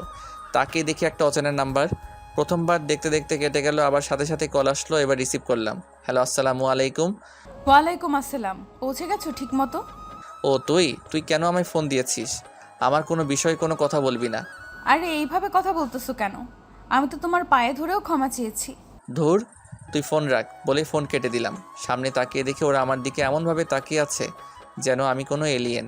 কিরে তোরা এইভাবে তাকিয়ে আছিস কেন? তুই এভাবে কথা বললি কি করে? কেন, ভুল কিছু করেছি? না, তা না হলে এত কঠোর হলে কি করে? কষ্ট মানুষকে কঠোর করে তোলে। এটা ঠিক বলেছিস, কষ্ট একটা মানুষকে পাল্টে ফেলে। তোরা এখন এমন করবি নাকি? চল একটু রেস্ট নিয়ে ঘুরতে বের হবো। তারপর রুমে গিয়ে সবাই ফ্রেশ হয়ে কিছুক্ষণ আড্ডা দিলাম। অনেক হয়েছে, চল একটু গ্রামটা হেঁটে আসি। আচ্ছা চল সবাই। তারপর সবাই মিলে গ্রামটা ঘুরলাম, খুবই ভালো লাগলো। অনেক দিন পর নিজের দেশের মাটির গন্ধ পাচ্ছি, সবাই খুব এনজয় করলাম। রাতে রুদ্রদের বাসায় গেলাম, সবাই বসে আড্ডা দিতে লাগলাম। তখনই খাবার খেতে ডাকলো, তাই খাবার টেবিলে গেলাম সবাই। রুদ্র ওর চাচাদের সাথে পরিচয় করিয়ে দিল। সবাই খুব ভালো মনের, তাই তাদের সাথে মিশতে সময় লাগলো না। তারা খুব হাসি খুশি থাকে। যাই হোক, খাবার খাওয়ার পরে তাদের সাথে আরও কিছুক্ষণ আড্ডা দেওয়ার পর রুমে আসলাম। সবাই বসে কাঠ খেলতে লাগলাম। আমরা এটা করে টাইম পাস করে খেলতে লাগলাম। তখনই ফোনে কল আসলো। খেলাতে মনোযোগ থাকায় না দেখেই রিসিভ করলাম। তুমি খাবার খেয়েছো? আবার তুই কল দিছস? তোর সমস্যাটা কি বলতো? তুই আমার পিছু নিচ্ছিস কেন? আমায় কি একটু শান্তিতে থাকতে দিবি না? ওই, আমি তোমার শান্তি নষ্ট করলাম কিভাবে? আমি তো শুধু তোমার সাথে কথা বলতে চাই। 4টা বছর প্রচুর কষ্ট পেয়েছি। আরও কষ্ট দিতে চাও তুমি? তাহলে দাও দেখি কত কষ্ট দিতে পারো। আমি এখন তোর সাথে কথা বলতে চাই না, ফোন রাখ তুই, বলেই ফোন কেটে দিলাম। আমি আবার খেলায় মন দিলাম। অন্যদিকে শিফার চোখ না চাইতেও ভিজে গেল কান্না করে। আমার কথা ভাবতে ভাবতে ঘুমিয়ে গেল। এদিকে আমিও কিছুক্ষণ খেলে ঘুমিয়ে গেলাম। সকালবেলা রুদ্রর ডাকে ঘুম ভাঙল। লিমন ওঠ, আমি আজকে তোদের এলাকা ঘুরতে যাব। উঠেছি। দেখো আমাদের ভাগ্য কতটা ভালো, তোর বাড়ি আমাদের পাশের শহরে। প্রতিদিন আমাদের সাথে আড্ডা দিতে পারবি, বাইক তো আছেই। রে, তবে এখন বাসায় দিয়ে প্যারা দিয়েছে বিয়ের জন্য, তারপর নাকি বাবার অফিসে বসবে। একই অবস্থা আমারও, তবে আমি বলেছি আরও কিছুদিন যাক। আমার বলতে হয় নাই, এটা মা নিজেই বাবাকে বলে দিয়েছে। হয়েছে, এখন বাদ দে, ফ্রেশ হয়ে রেডি হ, আবার খাবার খেয়ে বের হব। তারপরে সবাই ফ্রেশ হয়ে রেডি হলাম। তারপর রুদ্র সবাইকে নিয়ে গেল খাবার টেবিলে। সবাই খাবার খেলাম এবং সবাইকে বিদায় দিয়ে বের হলাম আমরা। কিছুক্ষণের মধ্যেই পৌঁছে গেলাম আমাদের শহরে, যে যার বাসায় গেলাম। বিকালে বের হব, তাই রুদ্র শ্যামদের বাসায় গেল। বাসায় পৌঁছে দেখে একজন মেয়ে আছে নতুন। একবার দেখে আর না তাকিয়ে রুমে চলে গেলাম, কারণ আমার আর মেয়েদের প্রতি আগ্রহ নেই। মেয়ে মানেই ছলনাময়ী মনে হয়। রুমে গিয়ে বিছানায় বসতেই শিফা রুমে আসলো। তুমি নাকি এসে পড়েছো, শরীর ক্লান্ত লাগছে, তোমার মাথা টিপে দেব? না থাক, লাগবে না, তুই রুম থেকে গেলেই আমি খুশি। আমি যাব না রুম থেকে। আর শোনো, বাসায় একটা মেয়ে এসেছে, ওর দিকে যেন ভুলেও তাকাতে না দেখি। আর কথা তো বলবেই না। তুই যা তো রুম থেকে, বলেই ওর হাত ধরে রুম থেকে বের করে দিয়ে দরজা আটকিয়ে ঘুম দিলাম। দুপুরে ঘুম থেকে উঠে গোসল করে খাবার খেতে গেলাম। মা, খাবার দাও। দাঁড়া বাবা, এই তো একটু অপেক্ষা কর, রান্না এখনো হয়নি। ওকে, আমি বসে আছি, তাড়াতাড়ি করো। আমি সোফায় বসে ফোন টিপতে লাগলাম। হাই, আমি ঋতু। আমি একটা মেয়ে কণ্ঠ শুনে তার দিকে তাকালাম। দেখি সকালের মেয়েটা। কে আপনি? আমি তোমার বড় ভাবির মামাতো বোন, এই প্রথম তোমাদের বাসায় আসলাম। ও আচ্ছা, ভালো তো। আপনার এখানে কি চাই? কিছু না, আপনার সাথে পরিচিত হতে আসলাম। ও আচ্ছা, আর কিছু জিজ্ঞেস করার আছে? তুমি এভাবে কথা বলছো কেন আমার সাথে? আমার সাথে কথা বলার জন্য কত ছেলে পাগল, কাউকে পাত্তা দিলাম না। তোমার সাথে নিজে থেকে কথা বলতে এসেছি বলে ভাব নিচ্ছ। দেখুন, আমি ভাব নেই না, তবে আমার মেয়েদের সাথে কথা বলতে ভালো লাগে না, তাই আপনি বিরক্ত কইরেন না। আচ্ছা ঠিক আছে, এখন যাচ্ছি, আবার পরে বিরক্ত করব, বলেই চলে গেল। আমি মনে মনে ভাবতে লাগলাম, পাগল নাকি, এর থেকে দূরে দূরে থাকতে হবে। অন্যদিকে ঋতু যেতে যেতে ভাবছে ওকে আমার লাইফ পার্টনার বানাতে হবে, ছেলেটাকে খুব ভালো লেগেছে। এসব ভাবতে লাগলাম, এরই মধ্যে মা ডাক দিল। লিমন, খেতে আয়। আচ্ছা মা, বলেই খাবার টেবিলে গিয়ে বসলাম। ঋতু মেয়েটাও সাথে সাথে টেবিলে এসে আমার পাশের চেয়ারে এসে বসলো। আমার দিকে তাকিয়ে একটা চোখ মেরে দিল। আমি সাথে সাথে ওর দিকে থেকে চোখ সরিয়ে নিলাম। কি মেরে বাবা, জানা নেই শোনা নেই চোখ মেরে দিল। এসব ভাবতেছি তখনই শিফা খাবার নিয়ে আসলো। আমি ওর দিকে তাকিয়ে দেখি শিফা রাগী চোখে আমার দিকে তাকিয়ে আছে। আমি আর ওই দিকে না তাকিয়ে খাবার খেয়ে রুমে গেলাম বিশ্রাম নেওয়ার জন্য। শিফাও সব কিছু গুছিয়ে আমার রুমের সামনে গেল। রুমে ঢুকেই ডাইরেক্ট আমার পাশে শুয়ে পড়লো। এ কি, তুই আমার পাশে শুয়ে পড়লি কেন? যা এখান থেকে। ওই একদম চুপ, মেয়ে পটাতে তো ভালোই শিখে গেছিস, একদিন ওই মেয়েটাকে পটিয়ে ফেলেছিস। দেখ, আমি একদম ওই মেয়েটার সাথে কথা বলতে চাই না, কিন্তু ও নিজেই ফালতু কাজ করতেছে। করবে না, এখন নিজের স্টাইল বাড়িয়ে ফেলছিস, মেয়েদের দেখলে অ্যাটিটিউড নিয়ে বসে থাকোস, মেয়েরা তো এসবই ভালোবাসে। তো আমি কি করব? আমি আমার মতনই থাকবো। আমার লাইফে আমি কোনো মেয়েকে জায়গা দিতে চাই না। ওই চুপ, একদম চুপ, বলেই জোর করে আমার ঠোঁটে ঠোঁট লাগিয়ে দিল। আমি জোর করে ছাড়িয়েই শিফাকে একটা থাপ্পড় মারলাম। যা, বের হ আমার রুম থেকে, এসব বেহায়াপনা আমার সামনে করবি না। শিফা আমার রাগ দেখে ভয় পেয়ে মাথা নিচু করে রইল। কি হলো, যাচ্ছিস না কেন? নাকি আবার মারতে হবে? মারতে চাইলে মারতে পারো, আমি তোমার হাতে মার খেতে খেতে মরে যাব, তবে কবরটা তুমি নিজের হাতে দিও আমায়। ধুর, আমি গেলাম রুম থেকে, তুই থাক এখানে। আমি গিয়ে বাসার ছাদে উঠলাম। উঠে মনের কষ্ট আনন্দে মিলিয়ে একটা সিগারেট ধরালাম। এই সিগারেট আমার কষ্টের সঙ্গী ছিল। আপনি তাহলে সিগারেটও খান পিছন থেকে? দেখতেই তো পাচ্ছেন। এটা না খেলে হয় না। দেখুন, এটা আমার ব্যক্তিগত কাজ, এই নিয়ে আপনি কথা বলার কেউ নয় বলেই অন্যদিকে তাকিয়ে সিগারেট টানতে লাগলাম। পিছন থেকে কেউ একজন এসে আমার হাত থেকে সিগারেট নিয়ে নিল। আমি ওর দিকে তাকিয়ে দেখি, শিফা, তুই সিগারেট নিলি কেন? আমি এটা খেতে দিব না। আমি যেই হাত উঠিয়ে থাপ্পড় মারতে যাব তখনই শিফা ভয় পেয়ে মাথা নিচু করে নিল। ওর ভয়ার্ত মুখ দেখে আর মারতে পারলাম না। আমি ওখান থেকে নিচে চলে আসলাম। আমি চলে আসার পর, ওই তুমি লিমনের পিছনে পড়ে আছিস কেন? তা তো দেখতেই পেলাম কি ভালোবাসে ও তোমাকে। শোনো, এখন আমি ওকে ভালোবাসি, তুমি ওর পিছন ছেড়ে দাও। আচ্ছা, দেখা যাক কে সফল হয় ওকে বিয়ে করতে। আচ্ছা দেখা যাক বলেই নিচে নেমে গেল। শিফা এখন গভীর চিন্তায় পড়ে গেল। এদিকে আমি রুমে গিয়ে রেডি হলাম বের হওয়ার জন্য। তখনই শিফা দ্রুত আমার রুমে আসলো। কিরে, আবার আমার রুমে কেন? প্লিজ তুমি একটু সাবধানে থাকবা। ওই ঋতু তোমার পিছু নিয়েছে, ও তোমাকে বিয়ে করার জন্য উঠে পড়ে লেগেছে। আমি শিফার মুখ দেখে বুঝতে পারলাম ও সত্যি বলছে। ও মুখে চিন্তার ছাপ ছিল অনেক, তবু ওকে কষ্ট দেওয়ার জন্য তা আমি বুঝে নেব। তোর এই বিষয়ে কথা বলতে হবে না। তারপর আমি শিফার সামনে দিয়ে বের হলাম। বাসার বাইরে বের হয়ে আড্ডার জায়গায় গিয়ে এক কাপ চা ও একটা সিগারেট খেতে লাগলাম। ওদের ফোন দিয়েছিলাম, ওরাও একটু পর চলে আসলো। কি হয়েছে? আগে এসে বসে থাকলি এখানে। ভাই, আর বলিস না, এমনিতেই শিফা প্যারা দিচ্ছে, তার উপর আবার ভাবির একটা বোন এসেছে। কি বলিস ভাই? এরকম হলে তো চলবে না, সাবধানে থাকিস। মেয়েদের বিশ্বাস নেই, যে কোনো সময় যাই কিছু ইচ্ছা করে ফেলতে পারে। চল এখন ঘুরতে যাই। তারপর সবাই মিলে ঘুরলাম অনেকক্ষণ ধরে। রাতে যে যার বাসায় ফিরলাম। রাতে অনেক ক্লান্ত ছিলাম, তাই রুমে গিয়ে শুয়ে পড়লাম। তখনই রুমে এসে কেউ একজন আমায় জড়িয়ে ধরলো। আমি লাফিয়ে উঠলাম। কে কে বলেই লাইট অন করলাম। তারপর তাকিয়ে দেখি শিফা। তুই এত রাতে আমার রুমে আসলি কেন? আমি তোমার সাথে ঘুমাবো তাই। সি, তোর লজ্জা করে না এসব বলতে? চুপ, একদম চুপ বলেই জড়িয়ে ধরলো আমায়।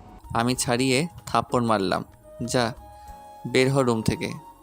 তুমি আমাকে বিয়ে করবে কিনা বলো? না, তুই বের হ রুম থেকে। শিফা নিজেই নিজের চুল এলোমেলো করতে লাগলো, ওড়নাটা দূরে ফেলে দিল। এরপর জোরে জোরে চিল্লাতে লাগলো। আমি ওকে আর কিছুই বলতে পারলাম না। তার আগেই দরজা ঠকঠক আওয়াজ এলো। শিফা দৌড়ে গিলে দরজা খুলে দিল এবং আম্মুকে দেখে জড়িয়ে ধরলো। কি হয়েছে এখানে? শিফা, তুই চিৎকার দিয়েছিস কেন? তখনই পরিবারের বাকিরা সবাই চলে আসলো। তোমার ছেলে আমার সাথে কিছু না বলে জড়িয়ে ধরে কেঁদে দিল। কি লিমন, এসব কি সত্যি? তুই এটা করেছিস? না মা, বিশ্বাস করো, আমি এসব কিছুই করিনি। তাহলে কি একটা মেয়ে আর ইজ্জত নিয়ে মিথ্যা বলতে পারে? মা পারে কিনা জানি না, আজকেও আমায় ফাঁসাচ্ছে। মা আমার কাছে গিয়ে আমার গালে একটা থাপ্পড় মারলো। তুই এইরকম একটা কাজ করবি কখনো ভাবতে পারিনি। বিদেশে গিয়ে পড়ালেখার বাদ দিয়ে এসব করেছিস নাকি? শোন, কালকে আমি তোর আর শিফার বিয়ে দিব। আমি তো ওকে বিয়ে করবই না। তুই আবার আমার মুখের উপরে কথা বলছিস? বাবা, এই সবাই চলো এখান থেকে, ওর সাথে কেউ কথা বলবা না। দাঁড়াও, সবাই একটা মেয়ের ইজ্জত নষ্ট করতে চেয়েছে। ও মেয়েদের ইজ্জতের কোনো দাম নেই নাকি? বাবা, আপনিও আমার এরকম ভাবছেন? নিজের চোখে না দেখলে বিশ্বাস করতাম না। যাই হোক, তুমি যদি ওকে এক সপ্তাহের মধ্যে বিয়ে না করো তাহলে আমার মরা মুখ দেখবে। বাবা, যতক্ষণ পর্যন্ত বিয়ে না করবে ততক্ষণ পর্যন্ত আমাকে বাবা ডাকবি না তুই। নিশ্চয়। সবাই চলে গেল। সবাই এখন যে যার রুমে যাও। আর তোমরা একজন রহস্যকের সাথে কীরকম ব্যবহার করবে তা তোমরা ভালো করেই জানো। কেউ একবার আমার দিকে তাকালো না। এই মেয়েটার জন্য আমি কোথাও শান্তি পাবো না, আর আমার পরিবারও তা বিশ্বাস করে নিল। এখন আমি কি করব? বিছানায় বসে এসব ভাবতে ভাবতে ঘুমিয়ে গেলাম। পরের দিন সকালবেলা ঘুম ভাঙলো, দেখি 9টা বেজে গেছে। আজকে কেউ আমায় ডাকেনি। খুব ক্ষুধা লাগছে, তাই ফ্রেশ হয়ে নিচে গেলাম। নিচে গিয়ে তো আমি অবাক, কারণ সবাই একসাথে খাবার খাচ্ছে, কেউ আমায় ডাকেনি। আমি গিয়ে একটা চেয়ার টেনে বসলাম। আজকে আমাকে ছাড়া সবাই খাবার খাচ্ছ, আমাকে কেউ ডাকলেও না বলছি, আর পরিবারের সবার দিকে তাকিয়ে দেখে দাঁড়ানো। আমরা একজন ধর্ষকের সাথে বসে এক টেবিলে খাবার খেতে পারবো না।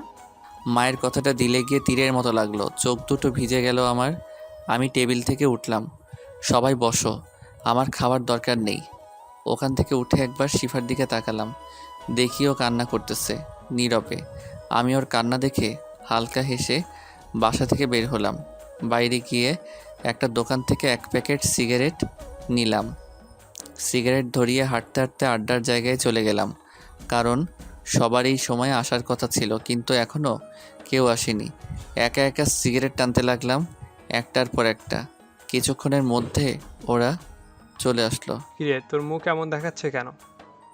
সিগারেটে একটা লম্বা টান দিয়ে নাক দিয়ে ধোঁয়া ছাড়লাম। ভাই, আমার লাইফে শান্তি নাই। একটার পর একটা বিপদ আমার জন্য রেডি থাকে। মানে কি হয়েছে সব কিছু খুলে বলতো আমাদের। চোখ দিয়ে পানি বের হলো রাতের কথা মনে করে। দাঁড়া লিমন, তোর চোখের পানি সত্যি করে বল কি হয়েছে। কালকে রাত থেকে শুরু করে সকালে সব কিছু খুলে বললাম ওদের। কি বলছিস এসব লিমন? ওই মেয়েটার জন্য তোর পরিবারও এমন করেছে? ভাই তুই দেখ ভালো করে সামনে কি হয়।